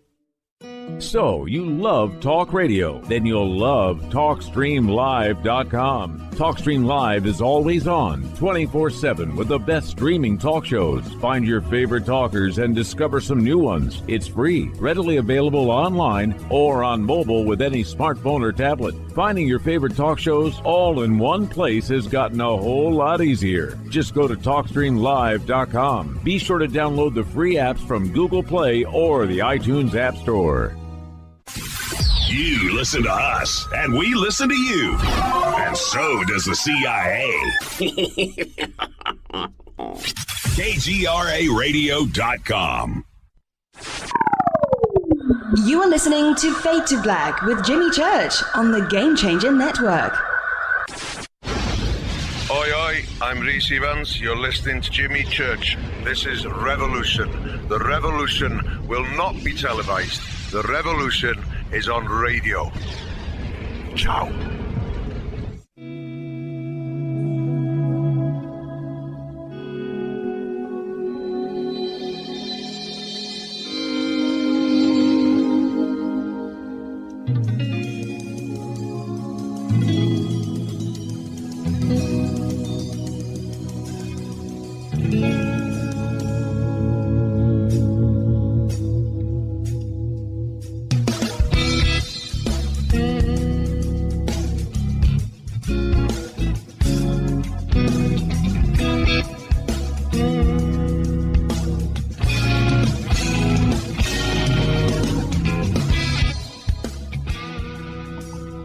Welcome back, Fade to Black. I am your host, Jimmy Church. Thursday night, Fadernight Open-Lines all night long. 747-228-2051. 747-228-2051. The other night on the show, we had on Pete McCarthy, and the Hefferlin manuscript was brought up, 30-page manuscript, and I went and I've read 3/4 of it, and I'm still reading it, and I am absorbing it. It's a very interesting manuscript, and the description of the Rainbow City. There are 7 cities down there, and they talk about the Rainbow City and the other 6 cities being buried under thousands of feet of ice and are not accessible, and I don't think anybody's living there. But they described the Rainbow City as, I think, 2,200 inhabitants that live there. They do talk about Mars and how that came about, but it's pretty interesting, and it's a good read. So I do highly recommend everybody going out there and chasing it down. I ended up finding it. It's on a lot of websites, but getting to the real thing was a little bit difficult, and I ended up downloading a PDF version of it that you can flip the pages on and enlarge it. So I do have that. I just don't have the download link, and I feel bad about that. But you can find it just like I did, and it's a pretty interesting read. And I don't know, one of the things I was thinking about doing in the future, I may do like an audio book of these 30 pages and just narrate them and read through. I would like to get to some images and some other stuff that must have come out about the same time, because they mentioned that in here as well, about some artist renderings and renditions of some of these things, including the spaceship, that's what it's called, the circular wing craft. They talk about that, and they also talk about the Rainbow City and illustrations. And I have not been able to find those yet. I really haven't searched all that hard, but I've done quick searches and haven't come up with anything yet. If you guys find anything and you want me to check it out, including illustrations and images that are in the Hefferlin manuscript, hit me up and shoot me an email on it. And but a very, very, very interesting read. All right, and there's a lot of you can see the timing of this because there is a lot of references to things leading up to World War II and afterwards, and that is in there too as well. And not, how do I say it? Historically not accurate because of the final outcome and the way that World War II went down. I don't mean it like that. I just said that the wrong way. But also it's written. You can tell that the opinions and the way that this was written by Mr. and Mrs. Hefferlin then, that they were definitely, like the rest of the world, was on top of the global situation and what was going down around the world. And of course, you're reading newspapers and you're talking and you're getting information from friends and neighbors and coworkers, and plus you're reading the news and you're listening to the radio and you're compiling just like we have opinions today on world events. That is expressed in here, and it's very interesting because we know what ended up transpiring after the war. So and it puts it in a very noted historical context as far as a timeline goes and when this was written. It's and to have at that time, sometime in the 30s, and I'm guessing that there were sections. If I was going to put a timeline, I would say 37, 38, 1939, 1940, after World War II had started, because there's references to that in here too as well. But the comments about the propulsion systems and the spaceship and things, pretty advanced. And then I want everybody to go and check out the manuscript. But there is references on this spaceship of having an additional propeller system so it could hover.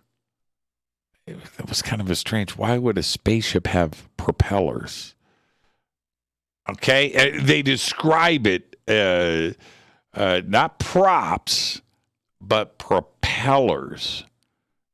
Okay, so think about that, and that's it's pretty interesting, and they also say in here that they built multiple spaceships and they flew it to from the United States to Tibet in a couple of hours, and that the first time that it flew to Tibet, it flew too fast, had to go around the Earth, make 2 orbits, had to go around twice, and then the second time it was able to land in Tibet. So pretty interesting. Anyway, it's a good read. The Hefferlin manuscript. Go and look it up. All right, let's get back to the phones. Hi, you're live on Fade to Black. Who's calling? Hey, this is Frank from Fort Knox. Frank from Fort Knox. So, what you been up to? I've been working. How about you, Frank? Pretty much the same. Yeah, right on. So, I would like to talk about what I've heard about 2 months ago here.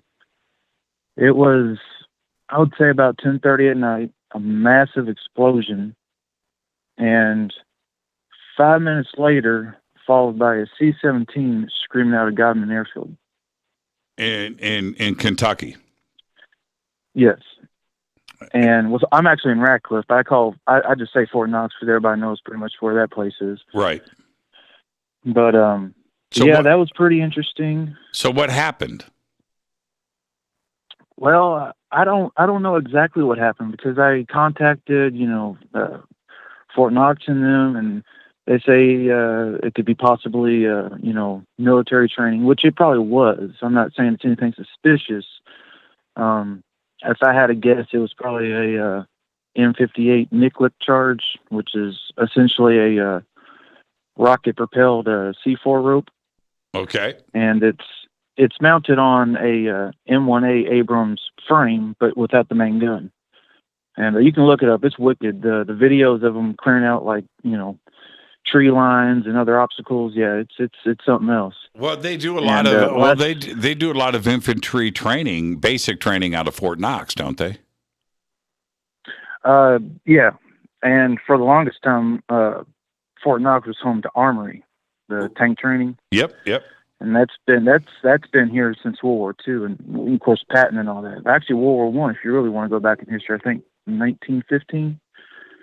But supposedly they moved all those guys down to Fort Benning. But yeah, I think my dad, when he was drafted into the Army, now I don't remember this as a pure fact, but my memory is he had his basic training at Fort Knox. That's where where he was sent first, but that was before I was born, so I wasn't there, and that was in the late 1950s. So, but interesting. So, but you said that after that, it was followed up by a C-17 flyover. Yeah, it was just a single C-17. Had its lights on. I probably talked to you in the past about the C-17s that come in and out here each now and then. Mm-hmm. But only this one had its navigation lights on. So I don't know. I just thought it was kind of peculiar that that massive explosion and then followed by that 5 minutes later. Right.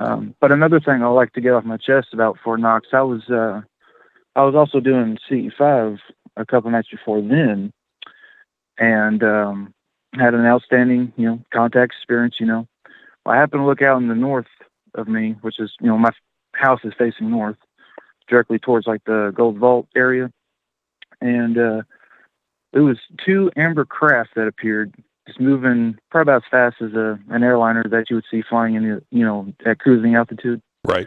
Probably no more faster than that, coming towards my direction. And right before I pulled my binoculars out to get a good view of it, they just slowly went away. Just like when you turn off a pair of car lights, how it just dims out to nothing. Mm-hmm. Well, that's exactly what these lights did. And then kind of the same thing, 5 minutes later, only it didn't scream over my house. It was a C-130 at high altitude circling right where those objects was at.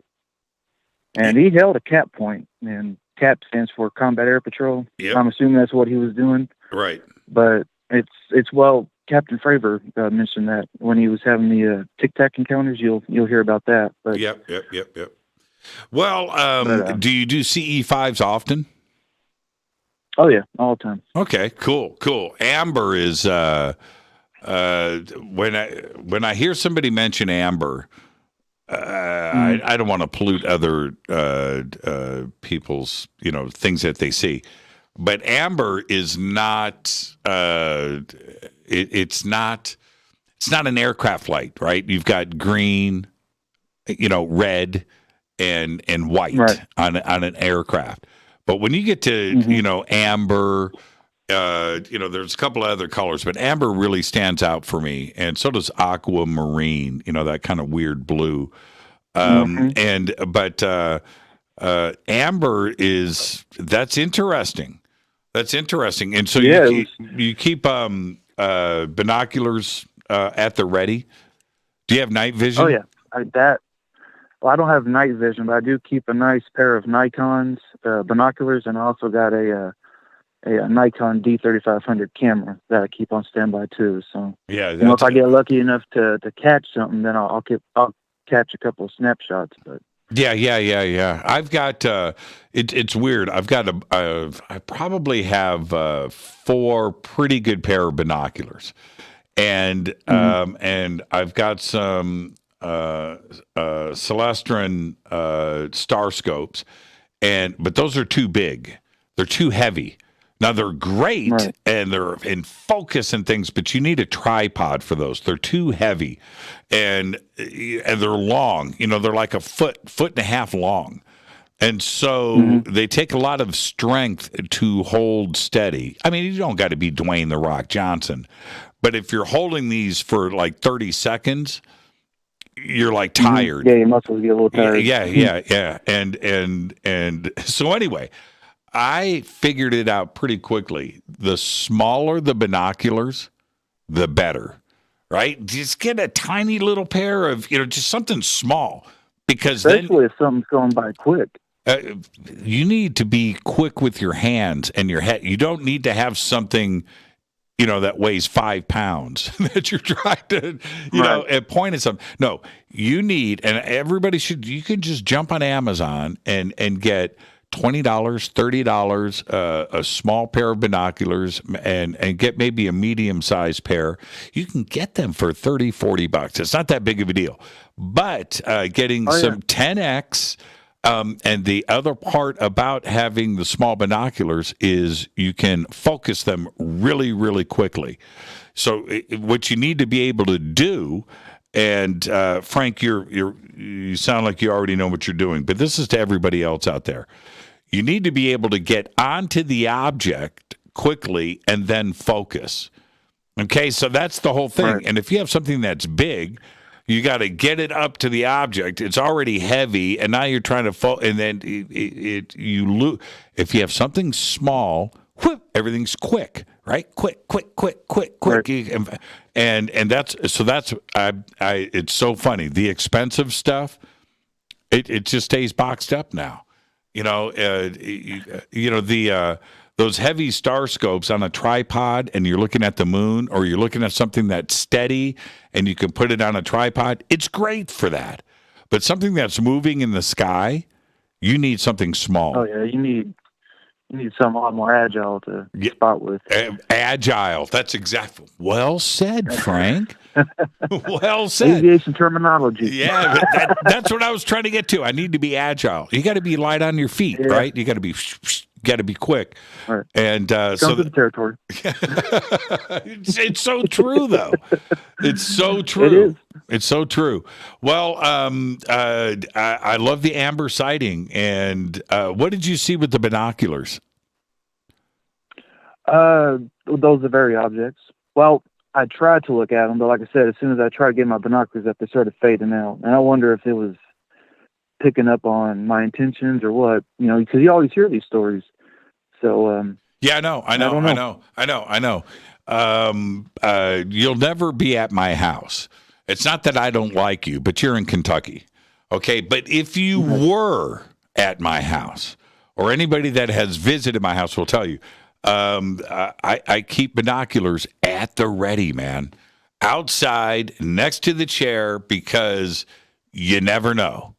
And when you hear something, it's one thing at night, because in the night sky things catch your eye, but during the day, these things happen quickly, and you've got to be ready to go, man. And they're right there, whoop whoop whoop whoop, and I'm on it.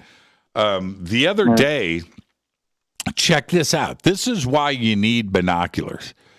Outside next to you. The other day, I didn't see one, but I saw 2 U-2s take off. I didn't know that there were 2 in operation. Well, there obviously are, but they took off back to back. And having binoculars right there, and one was silver with like yellow on it, and the other one was black. And in between the 2 of them was like a P-3 Orion, the radar plane. And and so the U-2 took off, then the P-3, and then another U-2 behind it. And obviously going on mission somewhere, North Korea or something. I don't know. Mm-hmm. But man, I had my binoculars right there. And I was just so thankful, just to make, to give myself the chance. Right? That's what you just want to give yourself the chance. If you blow it, you blow it, but at least you give yourself the chance. And I did, and it was right there. And getting the opportunity to see these graceful, majestic aircraft flying out on a mission was pretty cool. That was pretty happening. So there you go. Hey, Frank. Like where you live. What's that? Especially like where you live. Yeah, I know. The world knows I'm in Palmdale. And the other day, okay, I'm going to share a story. I told Renee about this. Okay, let me tell you what happened. This is 3 days ago. Maybe this person's listening. I'm wearing All right, I'm just going to tell you what I had on, okay? I had on a purple, okay, Gaia sweatshirt. You know, Gaia TV. Right. So I got and it's purple. It's funky, but it was warm. I put it on. It was cold outside, right? So I had to drive. So I put on the Gaia, and it's got white letters. Says Gaia, and whatever. I'm not thinking any. Who knows who Gaia is, right? Okay. So I pull up, and I've got to go into this particular small store, and I parked. I get out, and I'm walking, and this guy is coming out.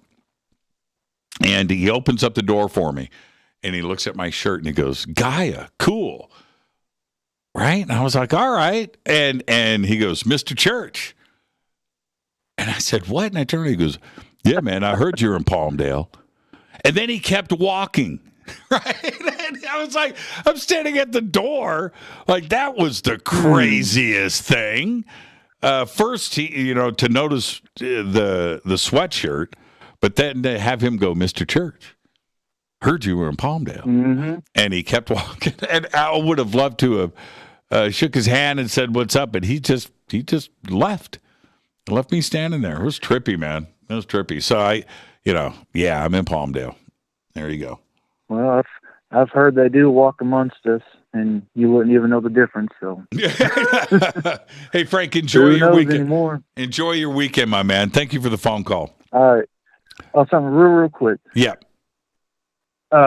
Next Thursday, Fadernight, I've got a couple more stories I'd like to share. So I want to keep you. Absolutely. Yeah. I'll talk to you next Thursday, Frank. Until then, have another CE5 and bring me another story. I'll talk to you. Oh, sounds like a plan. You have a good one. You too. That's a good phone call right there. Thank you, Frank. And man, just walking out of the store, Mr. Church, I heard you were in Palmdale. And it happened so fast. I didn't even hear the Gaia comment. I thought he said guy and opened up the door. And then, I cut it and he said, and just kept walking. It just happened so fast that, and he was gone, man. He just jumped in his car and that was it. But it was pretty cool, pretty trippy. All right. Hi, you're live on Fade to Black. Who's calling? You're live. 3. Okay, you're live. Who's calling? My name is Maximo Castillo, calling from Modesto, California. Okay, you're breaking up. What's your name? Maximo Castillo. Maximo? Yes. Okay, Maximo. What's on your mind? Oh, nothing. I just wanted to see if I could talk to you regarding 2 UFO encounters. 2 UFO encounters. Okay, I've got time for one. How's that? No, there won't be any time for one. The shortest one is about 8 to 10 minutes. Oh man, 8 to 10 minutes. Yes. What year was it? The thing is that these both UFO encounters occurred while I was traveling on my motorcycle. Wow. Yeah, both of them. One in 1992. Right. And the other one in 2006 in Arizona. Well, let me ask you this, Max. If you could give me some more time, I would gladly share these 2 stories. Yeah, They're and fantastic. Okay, and next time, because you're breaking up tonight, Frank. So what I want you to do is when you call me back next Thursday, and just make sure that you have a good connection, because I do want to hear the encounters. But also think about how you're going to shorten it up, because if we do 2 encounters at 10 minutes each, that's a full segment on the show, and I've got 20 people on hold. So and I need to get everybody in. So. Get the stories ready, and I will see you next Thursday right here on the show. All right, Maximo? Have a great weekend. All right, I'll talk to you.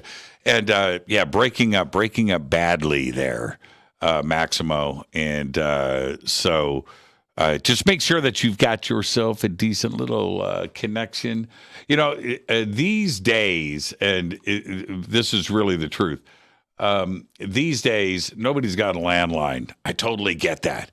And it used to be frustrating to listen to cell phone calls. They sounded all watery. It's not like that today.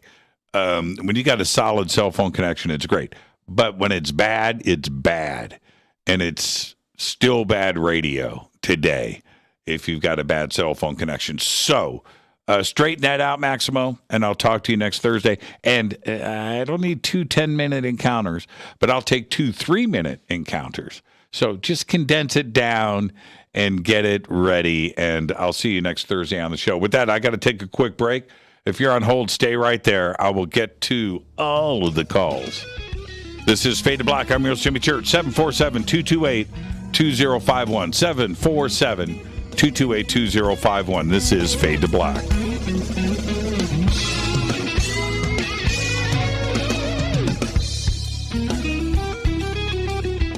Hi everybody, this is Rob Halford, the Metal Guard on jimmychurchradio.com.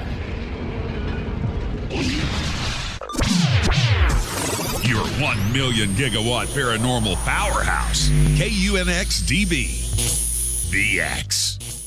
Are you ready to read about true paranormal events? UNX Media publishes non-fiction books about UFOs, ghosts and haunted places, time anomalies, cryptid creatures, and more. Just like KUNX-DB Radio, it's all about unexplained phenomena. Visit www.unxmedia.com to see our list of great book titles by Debbie Ziegelmeyer, Gene Walker, Devin Listrom, Wayne Lawrence, Bill Spicer, and yours truly, Margie Kay. That's unxmedia.com.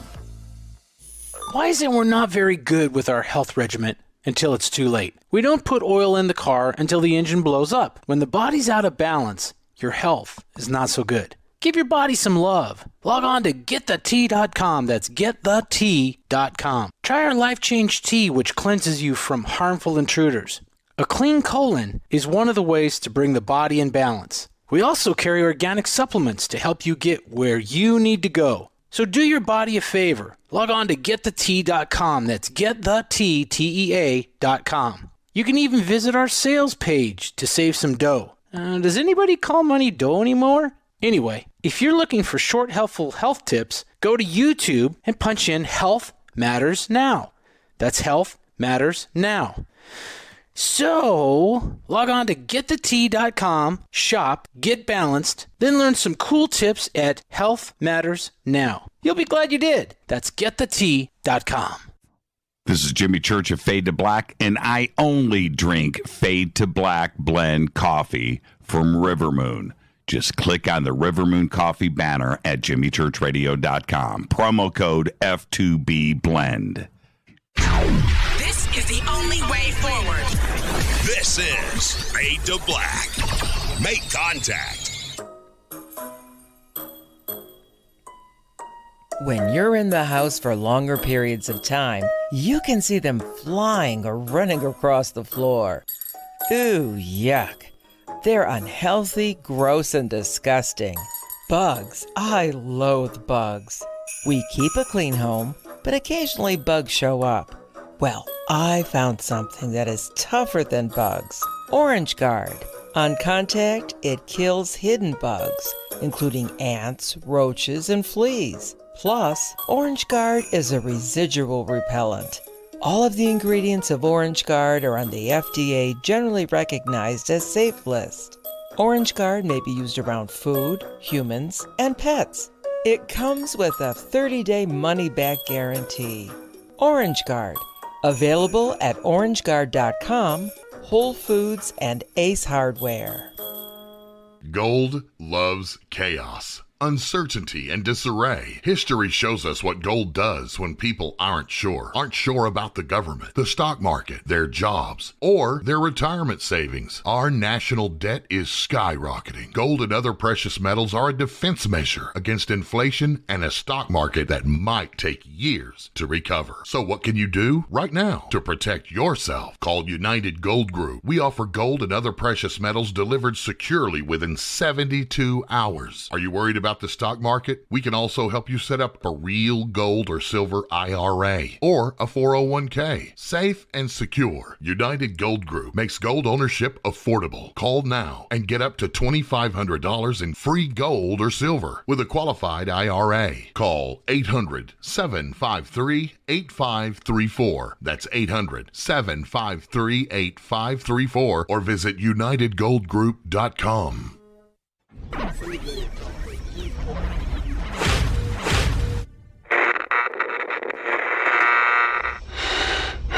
You want to know a secret? I love ponies. I really love ponies. I'm serious. I couldn't stay sane without ponies to brush. Why fade to black? Because you never got that pony, damn it. This is Fade to Black with Jimmy Church on the Game Changer Radio Network.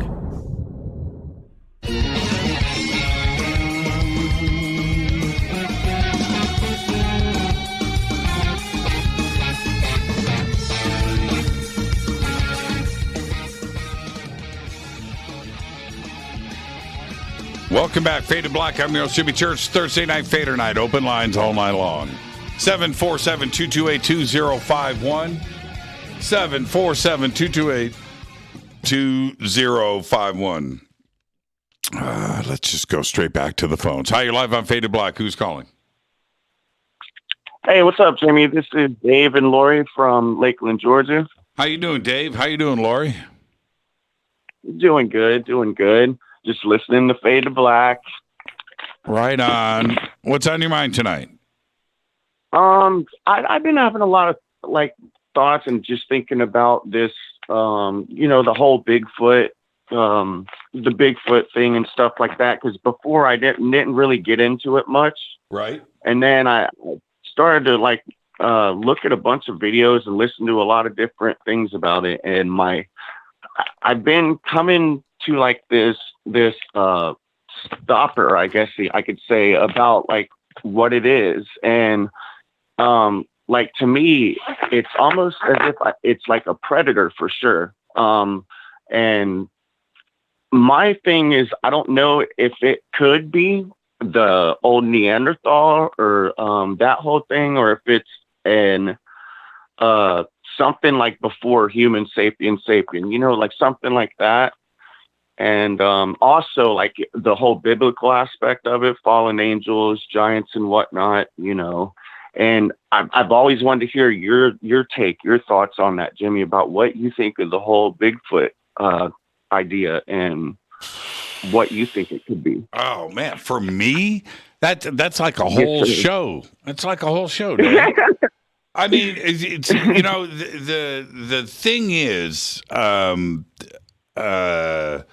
until we have a body. Until we have a body, right? And so when that happens, questions are going to be answered. Just as elusive as anything else that we're not supposed to really know about, right? It's really weird that everything that it's just right to the edge, and then. And that goes with UFOs or life after death or ghosts or Bigfoot, where it's just right. And if we can go into physics too as well. Physics is even that part of science. It's on that fringe. Well, but it's just how much are we supposed to get confirmation on? Maybe some things are just meant to be. Maybe we shouldn't. Okay, let me give you an example, and maybe this will help, and then I'll get back to Bigfoot directly. Let's say that we find out, we get confirmation, facts roll in about life after death. Okay, now, and it could be one of two things. A, there is no life after death. You die, you achieve your place in evolution, You're now just worm food. Okay? All right? Okay? All right. Maybe it's that. The other side is there's a whole nother thing out there, and you don't actually die. You just achieve your next stage, and you move on. Either one of those scenarios really change things on this planet. For instance, you die and you become worm food. So what do you live for? Is there a reason to be good? Right? Because it's instilled into us. Mm-hmm. You be good, you behave, and then in the next life, you've achieved another step up and you graduate, and then you continue on your journey if you behave. So it keeps everybody in check, right? And it's a little bit of fear too, right? Okay, you don't want to be bad. You don't want to have an eternity of badness in front of you. So there's that. And if we find out that there is no life after death, right? That's it. You become worm food. Chaos on this planet. Nobody would give a crap. Right? Right. Nobody would give a crap about anything. Now, the other side, there is a life after death. Right? There's a life after death. And this is what goes down. And this is it. Now, does that change things? Oh. Yeah. So I'm going to go, maybe I don't have to be good. What did I just say about the other side, right? Maybe I don't have to worry about anything. I can go step in front of a bus and it's not going to matter. I can not pay my bills because it's not going to matter. You know what I mean? It's like this bizarre, maybe some things we're just not supposed to, right? Maybe we're just not supposed to know. And there are reasons for that. And that goes to things like ghosts, right? Maybe we're not supposed to, there's a reason why. Maybe there's a reason why we're not supposed to, get this confirmation about ET yet. Maybe there's a reason why. All right, I got something in my throat. Bigfoot. And all of these things are always right to the edge, but you don't get the final confirmation. Yeah. And so maybe there's just some things we're not supposed to know about. Now, I'm not saying, how does Bigfoot play into this? I'll explain to you how Bigfoot will play into this same scenario.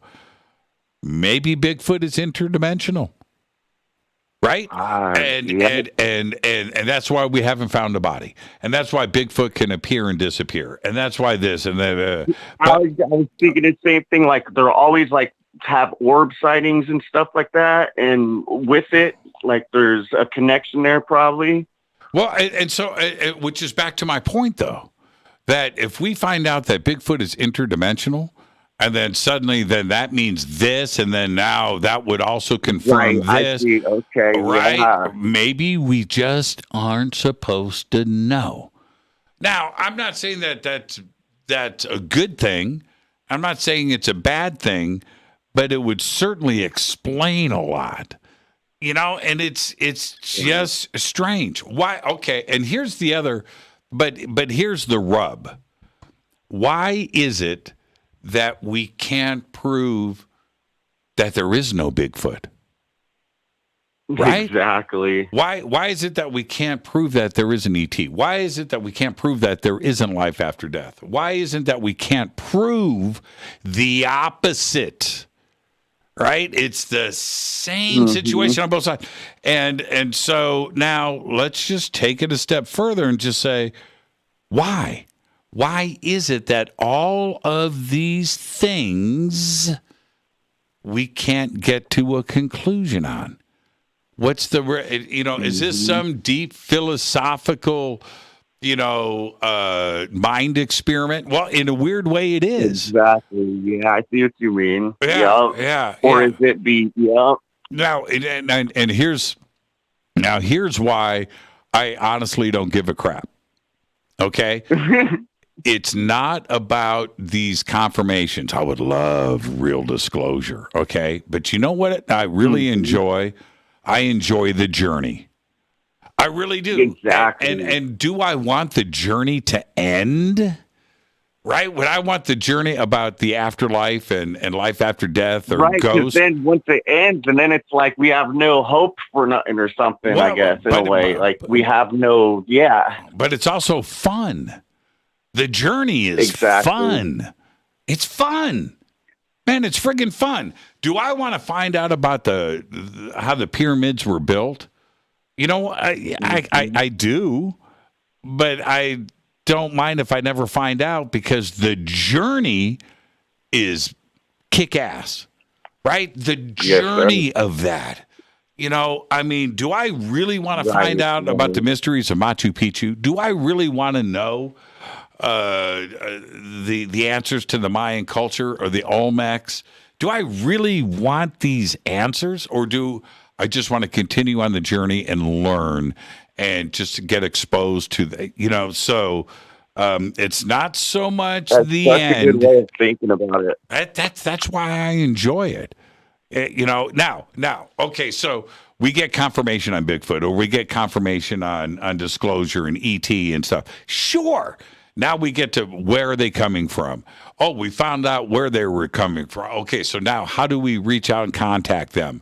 How do we get communication going? How do we, you know, so yeah, there's other stuff with disclosure that happens on the back end of it. But the journey getting to there is so much fun, man. So that's my take, Dave, and give my best to Lori.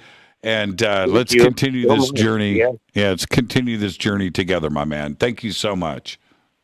You have a wonderful night, and fade to black. Fade to black, Dave and Lori. That's a great phone call right there. And I am being very serious when I say things like this. Yeah, man. Oh, man, I literally just hung up on somebody. I clicked the wrong button. I feel so bad about that. Whoever that was, I apologize. That's it. Blame it on Dave and Lori. Oh, wait a minute. I think this is them. Hang on.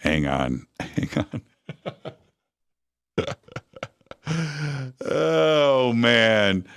Did I just hang up on you? You're live. Hey, yeah, you did hang up on me. Jimmy, it's Drew. Oh, hey, Drew. How are you? Good, but I got a Mahouti story. Okay, you got a Clifford Mahouti story. All right, let's go. I want to hear it. 2019, I went to Contact in the desert, and not speaking there, but I just went there. And this is before I did any podcasts or anything, so I was like starstruck by everybody. You know, it was like my first time seeing all the big names, and I've watched Mahouti on Gaia before, and I walked over to his booth after one of his sessions and talked to him, and he was really busy and everything.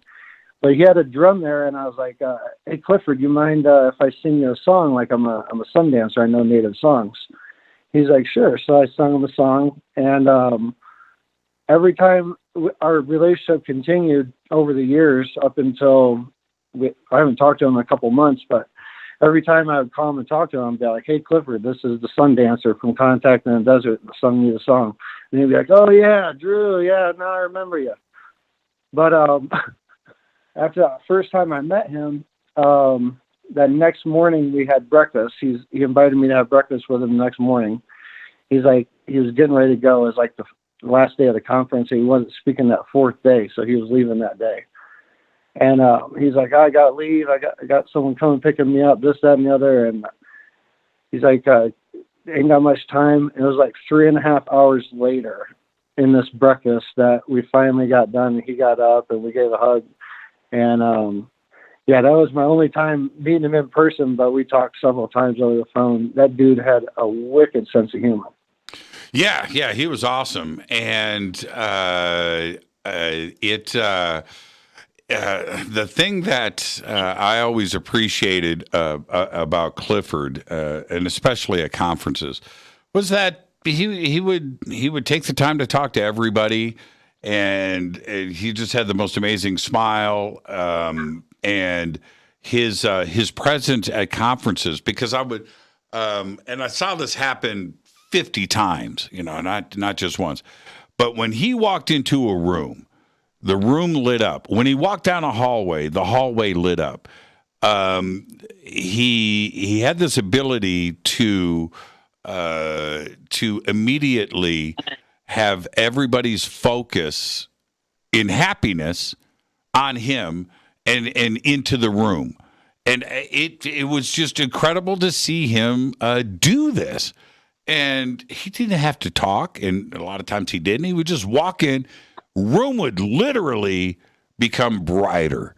And I just love that about him. And he always had a good joke. He always made people laugh and smile. And then there was the other side when he would flip that switch and he would go into knowledge mode. And talk about ships and how they flew and how they operated in this space and all kinds of shit. Yeah, it was crazy. Yeah. There was that for sure. But the other thing, though, is that he had a lot of contact experiences, and he would. And I only heard this directly from him. It's not like I was out with Clifford and we made contact with, E.T. beings. No, I never did that with him. But what he would tell me, he had these multiple experiences where he's alone, something's happening, and he goes outside. He's not with a bunch of people, but he has had these contact experiences.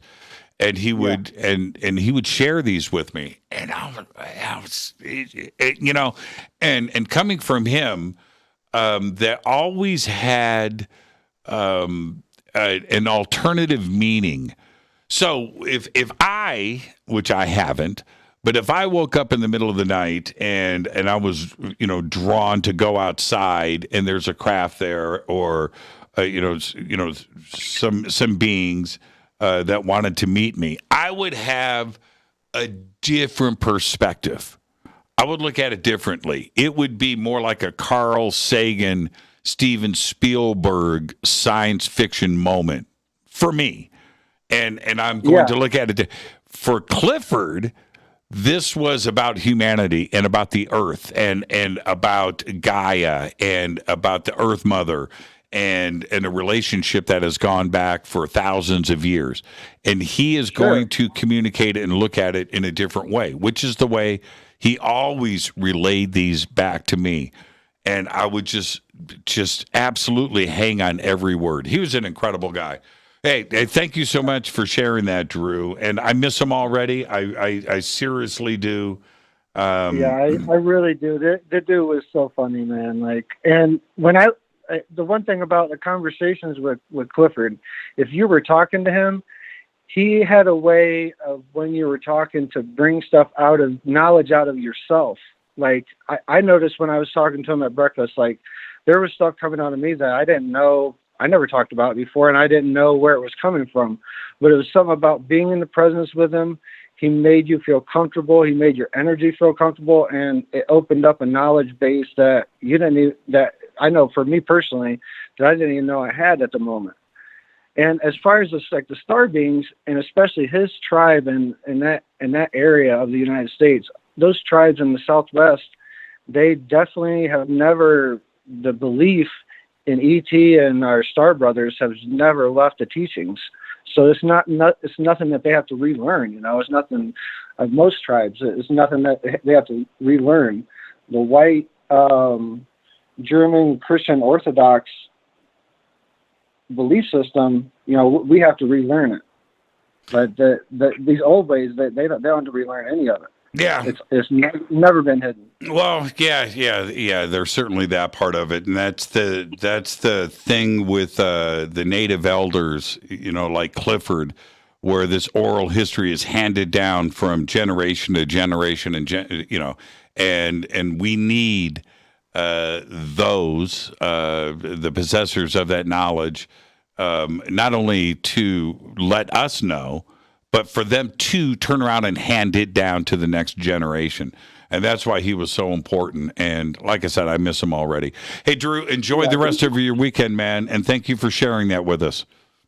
Yeah, appreciate you, brother. Appreciate the faders. Have a good weekend, guys. Yeah, you too, man. Thank you so much, Drew.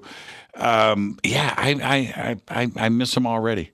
I really do. I really do. He, one of the things, I say this all the time, one of the things, there were so many about Clifford, but one of the things that he brought to the party was when he stepped up, it just felt like, okay, now it started. Clifford's here. Okay, we can have conversations. Now this gathering is now complete. And that was the thing about Clifford, man. That's what he brought to us. It was just an incredible part of him and who he was. I miss him. I miss him already. I really do. Yeah. All right. Let's go back to the phones. Hi, you're live on Fade to Black. Who's calling? Hi, it's another Drew from Culver City. Hi, Drew from Culver City. How are you, man? Good. How about yourself, Mr. Church? Prove to me you're from Culver City. Give me the two streets. Overland and Venice Boulevards. Oh, okay. What is the best Cuban restaurant on that corner? Well, that's pretty easy. Versailles. Okay. It's close. All right. I just want to make sure. See, now, that's Motor Avenue, actually, Jimmy. Yeah, but close enough. Close enough. Close enough. It's just a block away. Come on, man. It is. Okay. It is. But see, hey, I love you. But here's the thing, Drew. Somebody that wasn't from there, and I said Cuban restaurant, would make something up, and I would know it. They probably would. Yeah, they would. Okay. All right. Now here's the final. What is the best dish at Versailles? Well, that's easy also. It's the chicken with garlic and onions. What number is it on the menu? You know, I've forgotten that one. 7 or 8? I don't know. It's number 6. But yeah, see, again, okay. Close enough. Close. It's the only reason to go to Versailles. Man, that's right. You know what? A couple of times I've eaten there 100 times. Okay. Out of 100 times, twice I've ordered off of didn't order number 6 and regretted it. Just get the number 6 and don't play around. And that's it. That's it. Okay, man. Now I want to go to Versailles. They have a great oxtail. It's the most expensive thing on the menu, but it's very good. Try that next time. No, man. I just told you. Number 6. Oh, okay. But you know what I did do? They sell that garlic sauce by the bottle, right, at the counter. Yes, they do. Get it.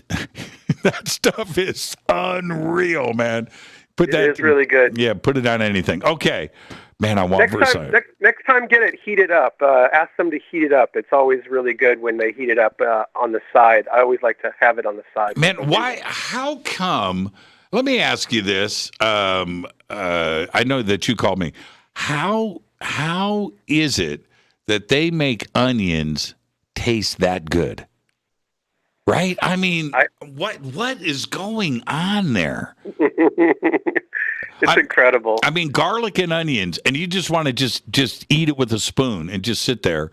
Okay, Drew, you call me, man. What's on your mind?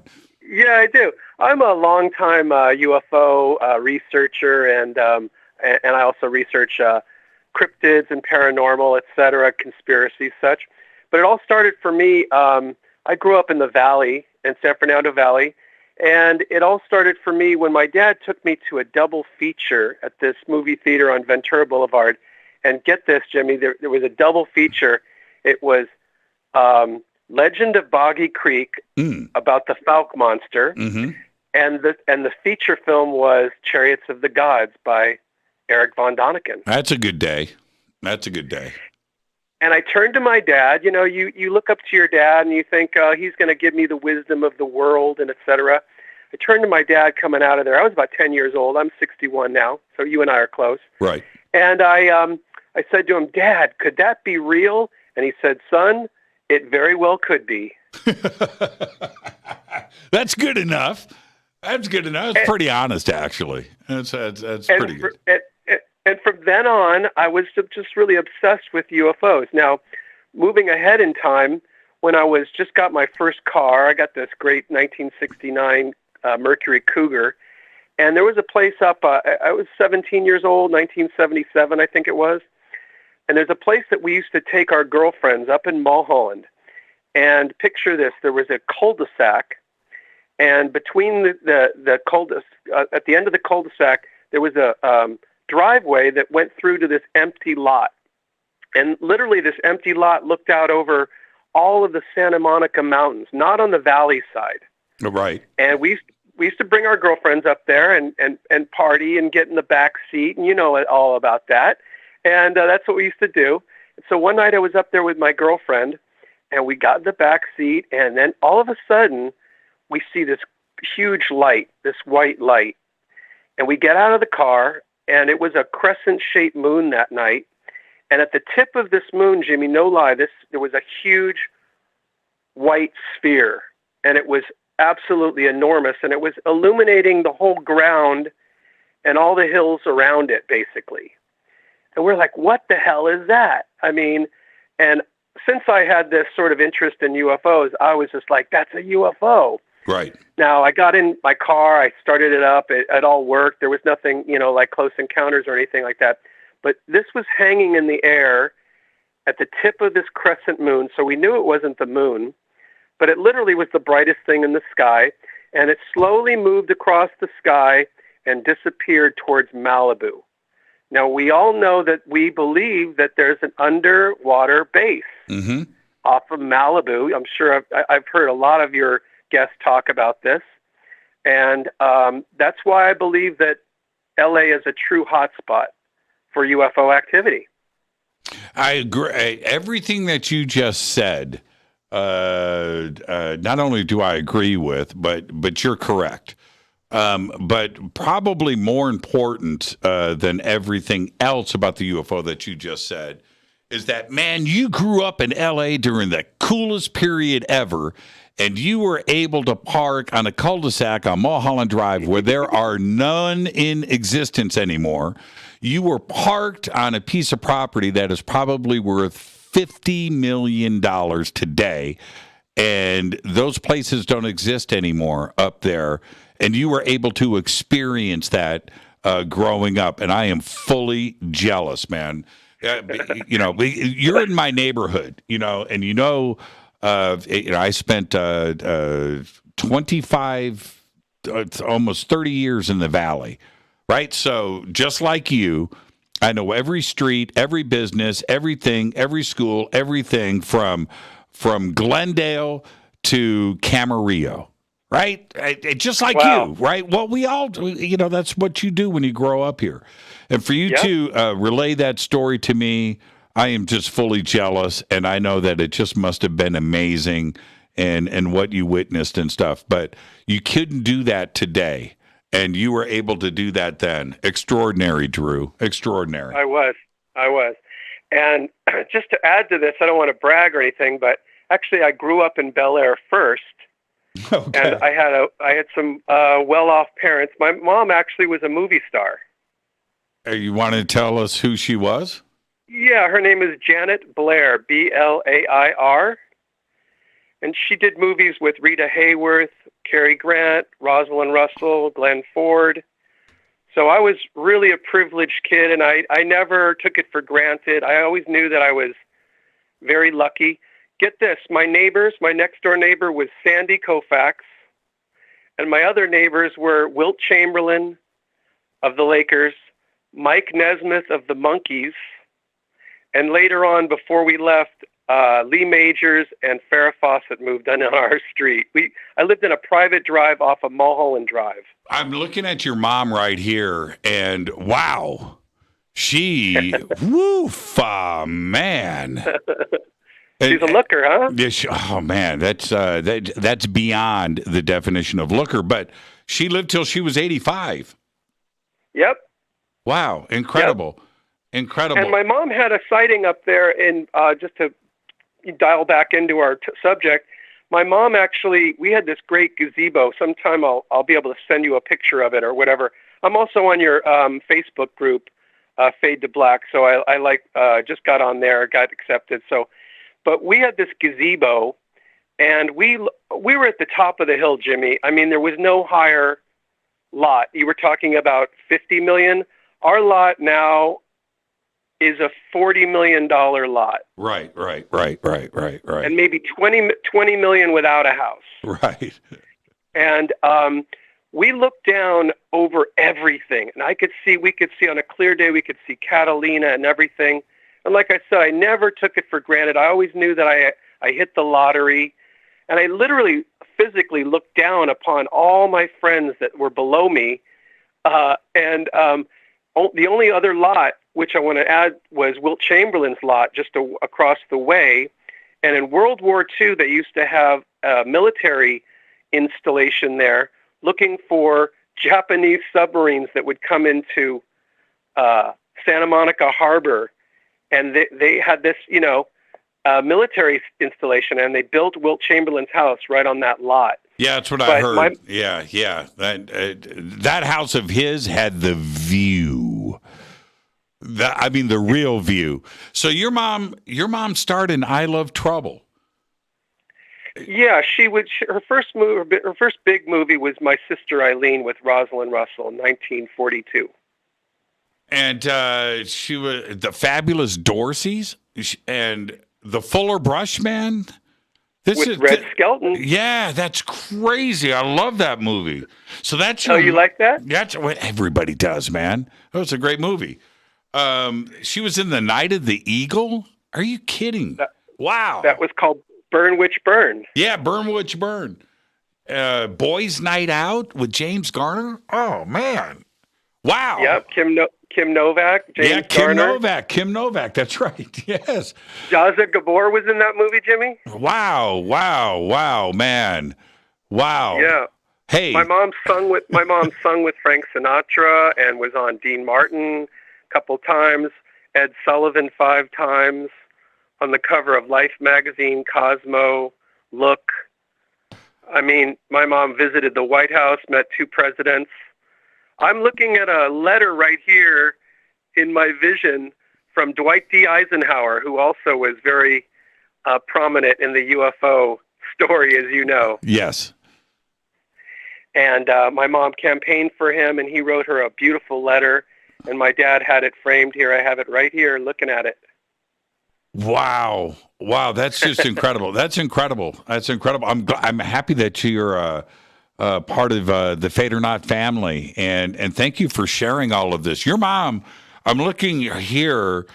I don't know how old she is in this picture, but wow, she's got a cigarette. She's wearing a beret. Oh yeah, that was that. I'm looking at that picture right now. It's on my wall. It's so funny you would mention that. Yeah, that was from a kind of a film noir classic. Yes, yeah. I think it was I Love Trouble, maybe. Yeah, I Love Trouble. Okay. Could be. Yeah. She did 20 movies. Now wasn't 23 movies. I Love Trouble? That was like a detective movie. Yeah, yes, it was. I remember that movie. That was your mom. Wow. Yeah. Wow. All right, Drew. I don't get my mind. I don't get my mind too blown, and I'm in wow mode. Hey, thank you for the phone call, man. And I just blew through a commercial, so I've got to go and do that. Drew, call me back and let's talk some more. I would love to, because I have a lot of sightings. I have a YouTube channel, California Pickin', and I show my different UFO encounters on camera. I've had more than a dozen. Okay, it's called California Pickin'. So Pickin. Okay, Fadernight, get California Pickin' up in the sandbox so I can do a retweet for Drew.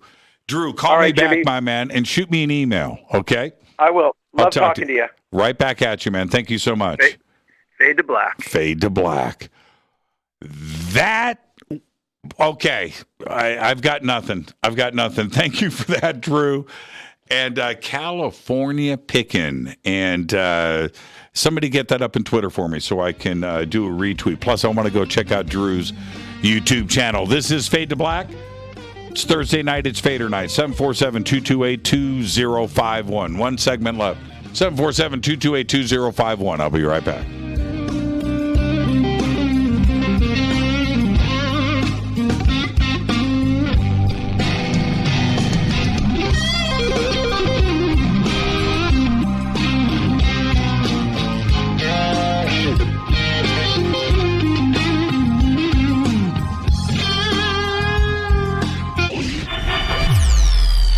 Listening to Jimmy Church and Fade to Black on the X.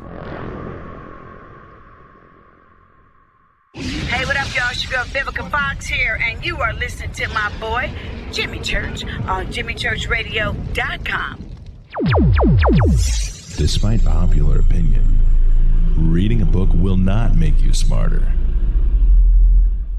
But listening to Jimmy Church will.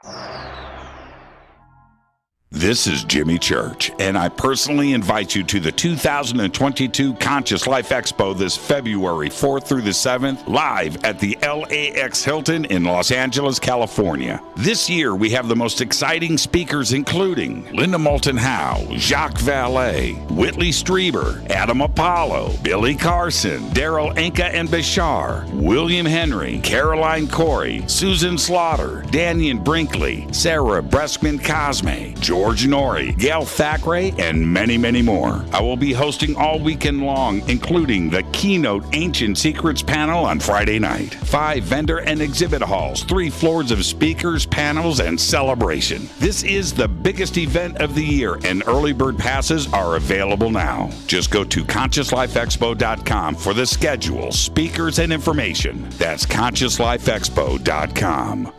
This is Jimmy Church of Fade to Black, and I take Life Change Tea supplements every single day. It's what I do. Click on their banner at jimmychurchradio.com. Are you ready to read about true paranormal events? Un-X Media publishes nonfiction books about UFOs, ghosts and haunted places, time anomalies, cryptid creatures, and more. Just like KUNXDB Radio, it's all about unexplained phenomena. Visit www.unxmedia.com to see our list of great book titles by Debbie Ziegelmeyer, Gene Walker, Devin Listrom, Wayne Lawrence, Bill Spicer, and yours truly, Margie Kay. That's unxmedia.com.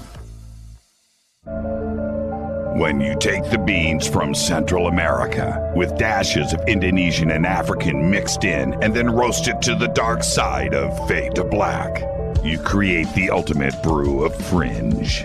Introducing the Fade to Black blend from Rivermoon Coffee. Yes, Rivermoon's darkest customized roast was created for the love of Fade to Black. The alchemy of masterful roasting and smoking the beans is in every sip of this full-bodied, dark Java. I need my coffee dark, deep, with distinct bittersweet chocolate highlights, just like the bunker. Leaning further into the darkness of the roast is Fade to Black blend from Rivermoon Coffee.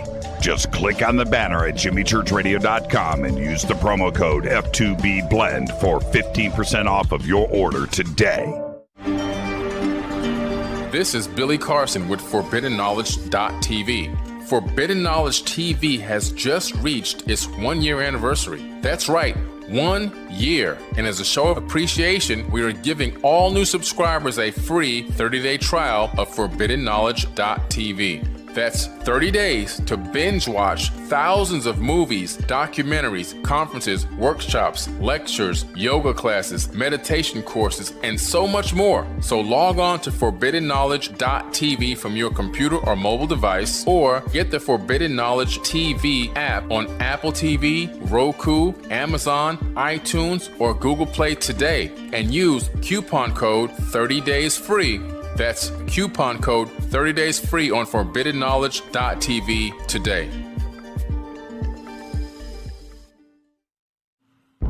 Are you intrigued by Paranormal Talk Radio? You'll love the new Paranormal Radio app from TalkStream Live. You'll find a great selection of talk shows covering UFOs, ghosts, strange phenomena, and much more. Download the Paranormal Radio app now and start listening to the very best in paranormal talk entertainment, including the network you're listening to right now, the Paranormal Radio app, free in Google Play and the iOS App Store. Brittany, Gabby, and you're listening to JimmyChurchRadio.com. It's not a lifestyle we chose. We were born this way. This is KJCR at JimmyChurchRadio.com.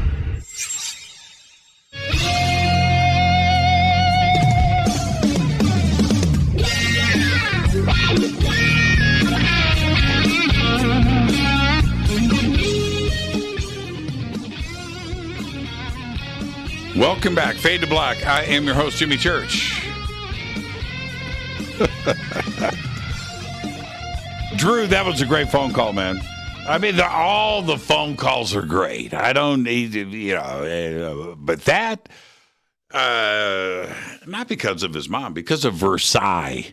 And Drew, thanks, man. Now I've got Versailles on my mind. I remember, for those of you that will come to Los Angeles for the first time, Versailles needs to be on your list, okay? And the original is on Venice and Motor, which is the one we were talking about.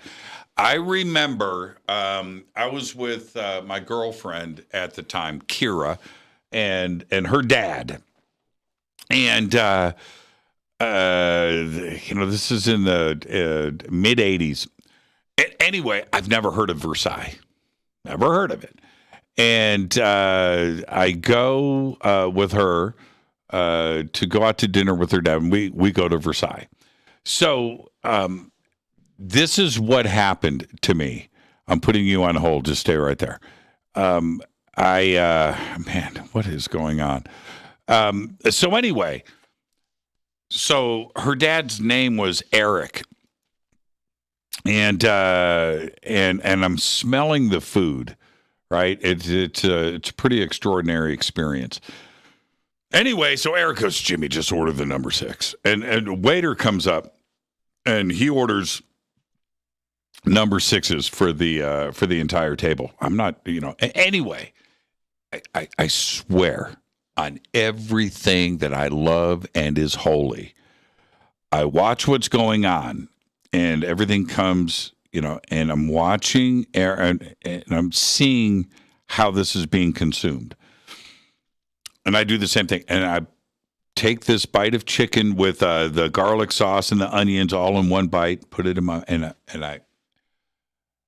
I saw the baby Jesus. It was like that. And I thought to myself, this is the best thing on planet Earth. Not that I've ever eaten. Of course, there's that. The best thing on planet Earth. That's Versailles. So, I'll get to the phone calls in a second. I've got everybody lined up. Don't you worry. Is this? When I had guests that came in from out of town and we were going out to dinner, I took them to Versailles. That's where I took every single time. It didn't matter where we ate the next night or the night after that, whatever. We can go, and there's plenty of great places to eat. But the first time out of the gate, I would take everybody to Versailles because I knew that I would order them the number 6, right? No matter what. And I knew that they would have the same experience with that first bite. I knew it. It was just a guarantee. Just a guarantee. That's how great Versailles is. Versailles is just incredible. So you come to LA, you go to Versailles. In-N-Out Burger, that's later, whatever. There's plenty of great things. Okay, do all of that later. Versailles. All right, let's go back to the phones. Hi, you're live on Fade to Black. Who's calling? Okay, the person who's calling is, let me take it. I'm on speaker. I hear some sort of an echo. It's ALA. The last A stands for Anonymous. Okay, Anonymous, how you doing? And this is Texas, United States of America. Right on, Texas. What's going on, All right, man? dude. And I heard you talking about Versailles. That sounds delicious. It is. It's amazing. Here we go. Getting quick. Number one, I don't know about missing episode number one. I have no idea. On the archives, we're still can't go past 300. That's not a big deal. Those are technical things. Right. About 2 nights ago, who was that? McCarthy? Yeah, Pete Right. McCarthy. Yes. Yeah, man. Great guess, by the way. You raised some interesting issues before we even got to the Antarctica issue, right? Remember that? Ooh, I know. So, have you ever heard of the name Hal Lindsey? No. Ooh, no way, dude. Hal Lindsey, dude. Okay. He's written books such as The Late Great Planet Earth, right? Oh, okay. He was on with Art Bell like a long time ago, like in 99 or something, dude. It's biblical prophecy. The only reason I'm bringing it up is kind of like relates to what the caller was talking about, right? And I think that would be cool, dude, if you could get him on. Okay, I wrote it down. He's still around. Okay, I'll look him up, Anonymous, and Dude, I'll check see it what out. he's all about. And the name of his book is called The Late Great Planet Earth. Okay. Right?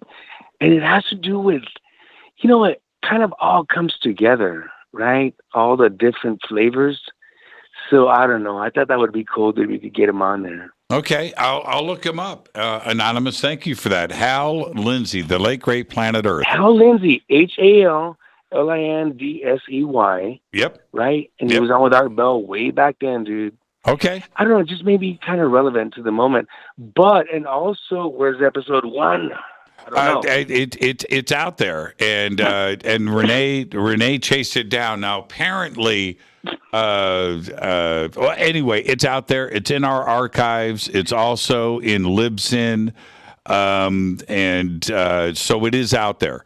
Why it was removed from YouTube may have removed it, and but I didn't know anything about it. Maybe now we should go watch it because maybe it was controversial, and that's why the powers that be removed it. Oh, that's scary. Yeah. Well, I don't know. see. Now I really want to watch it. Hey, Anonymous, have a great weekend, man. We'll see you on Monday. Man. God bless you, man. Love you guys. Good night. Great show. Thank you so much, my man.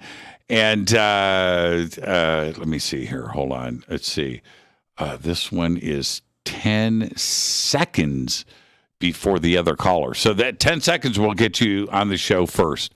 Hi, you're live on Fade to Black. Who's calling? This is Paula Huxley. Hey, PJ Paula. Huxley. Wow. PJ. I know. I don't believe How are it's you? I don't believe it's really you. I'm just letting you know. It really is. Okay. Well, we'll find out. How you doing, I just PJ? want to apologize for being so distant and off the grid, but I've had life changes and I've just been busy. And I haven't had a time to think. Okay. Seriously. I'm laughing with you, not at you. You understand that, right? There's nothing Right, like I do. There's nothing like having time to think. Right. So I've exited stage left and I've taken my break and I'm wanting to get back into things. So And- now you've made a right-hand turn and you're going back up the stairs, Oh, okay. right? Sure. Back onto stage. If that makes more sense. Yeah, absolutely. Right. There we go. Okay, yeah, we could say that. Okay, so what's on your mind? I just want to say, well, I was listening, I guess, last week, and I heard you talking about Conscious Life Expo. Mm-hmm. And I was curious as to, are they putting you downstairs by the stage? Are they putting me down? You mean where Well, your booth. No, my booth is always in the same spot on the second floor in the mezzanine. Oh, I was thinking I may have heard that you were going to be downstairs by the entrance. No. My spot is sacred. Oh, no. My spot is my spot. I thought maybe you should be some type of greeter and what do you call it? DJ or host for the whole event. Well, there on that stage. Oh, no. That's downstairs in the lobby. So my booth is on the second floor in the mezzanine. Oh, I know where you are. Yeah, so when you go up the main stairs, right there in the lobby, the double wide, you make a right-hand turn, and I'm right there, overlooking the lobby. I was interviewed there, I believe, overlooking the lobby. So, is it a different spot? No, it's in the same spot. So right there at the top of the stairs, you make a left. I know. And then you make a right. You're right there. Yeah. So from my booth, if I step to the end of the table, I can look out down onto the lobby, right where the stairs come up. Because the stairs. I recall. Yeah. So there you go. Okay. All right. So well, I just thought maybe we're moved into some new position there. No. I wouldn't know what to do if they moved me. I'd be lost. So you're going to be there. I'm going to see you in a couple of weeks. Yeah, I'm thinking I'm going to go. Yeah, it's going to be great. And I'm interested in the Saturday night, the talent show. I've had tickets to that, and I've always gone home early, I guess, and not really stayed for all the entertainment. It's awesome. You'll see. Right. You'll see that the Expo's Got Talent is so much fun, and you're gonna dig it. So I can't wait to see you, and I'll see you February 4th. Okay. Well, no, it'll probably be Saturday. Okay. All right. Well, I believe it's the 4th of Friday. The 4th is a Friday. You would be correct. Okay. The calendar hasn't changed.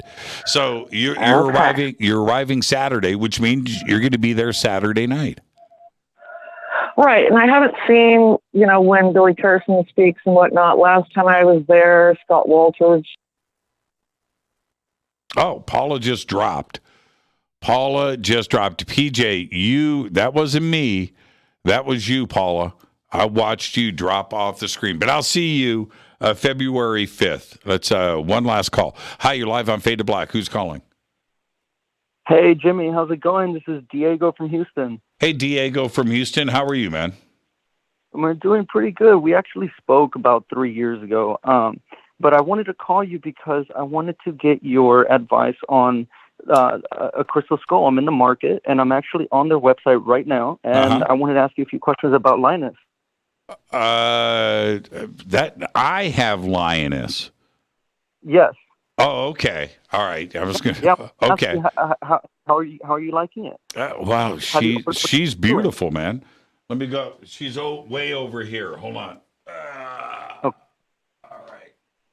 This is lioness. I'm holding her up. Okay. So, what's your question? I'm waiting for it to come up on my screen. Okay. Well, we're almost out of time. So, Diego, this is tourmalated quartz. Yes. Okay. And my question is on the website, would it be considered a mid-size crystal skull or a large crystal skull? No, this is mid-size. That's a mid-size. Yep. Okay, awesome. Okay, well, no, that's just my question.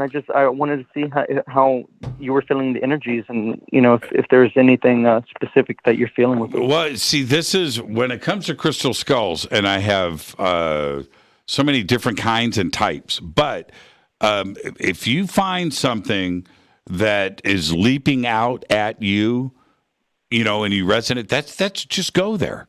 Just go there. And that's how I got Lioness.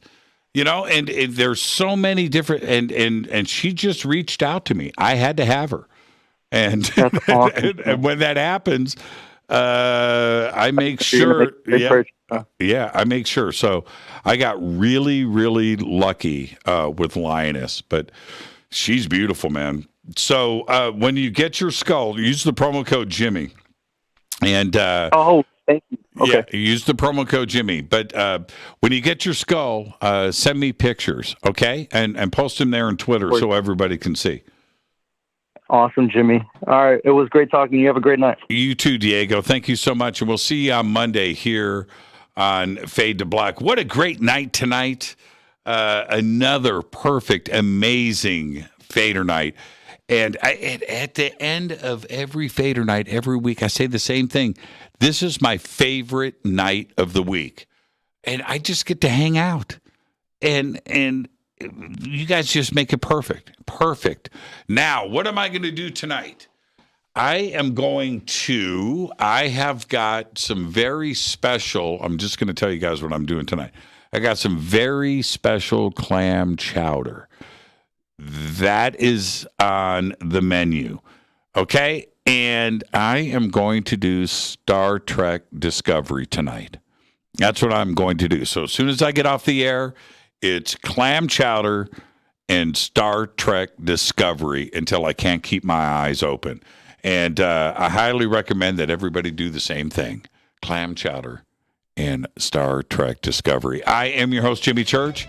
That will conclude another week and another Fader night here on Fade to Black. Fade to Black is produced by Hilton J. Paul, Renee, Dennis, and Kevin. Announcers are Steve Harder, Gene Vitoa, Mark T. Kovar. Webmaster is Drew the Geek. Music, Doug Aldrich. Intro, Spaceboy, spaceboymusic.com. Fade to Black is produced by KJCR for the Game Changer Network. It's broadcast on and copyrighted 2022 by Fade to Black and the Game Changer Network, Inc. It cannot be rebroadcast, downloaded, copied, or used anywhere in the known universe without written permission from Fade to Black or the Game Changer Network. I'm your host, Jimmy Church. The best audience, the best family, the best time in the world just happened right now. Thank you. I'm your host, Jimmy Church. I'll see everybody on Monday. Until then, be safe. It's time to fade to black.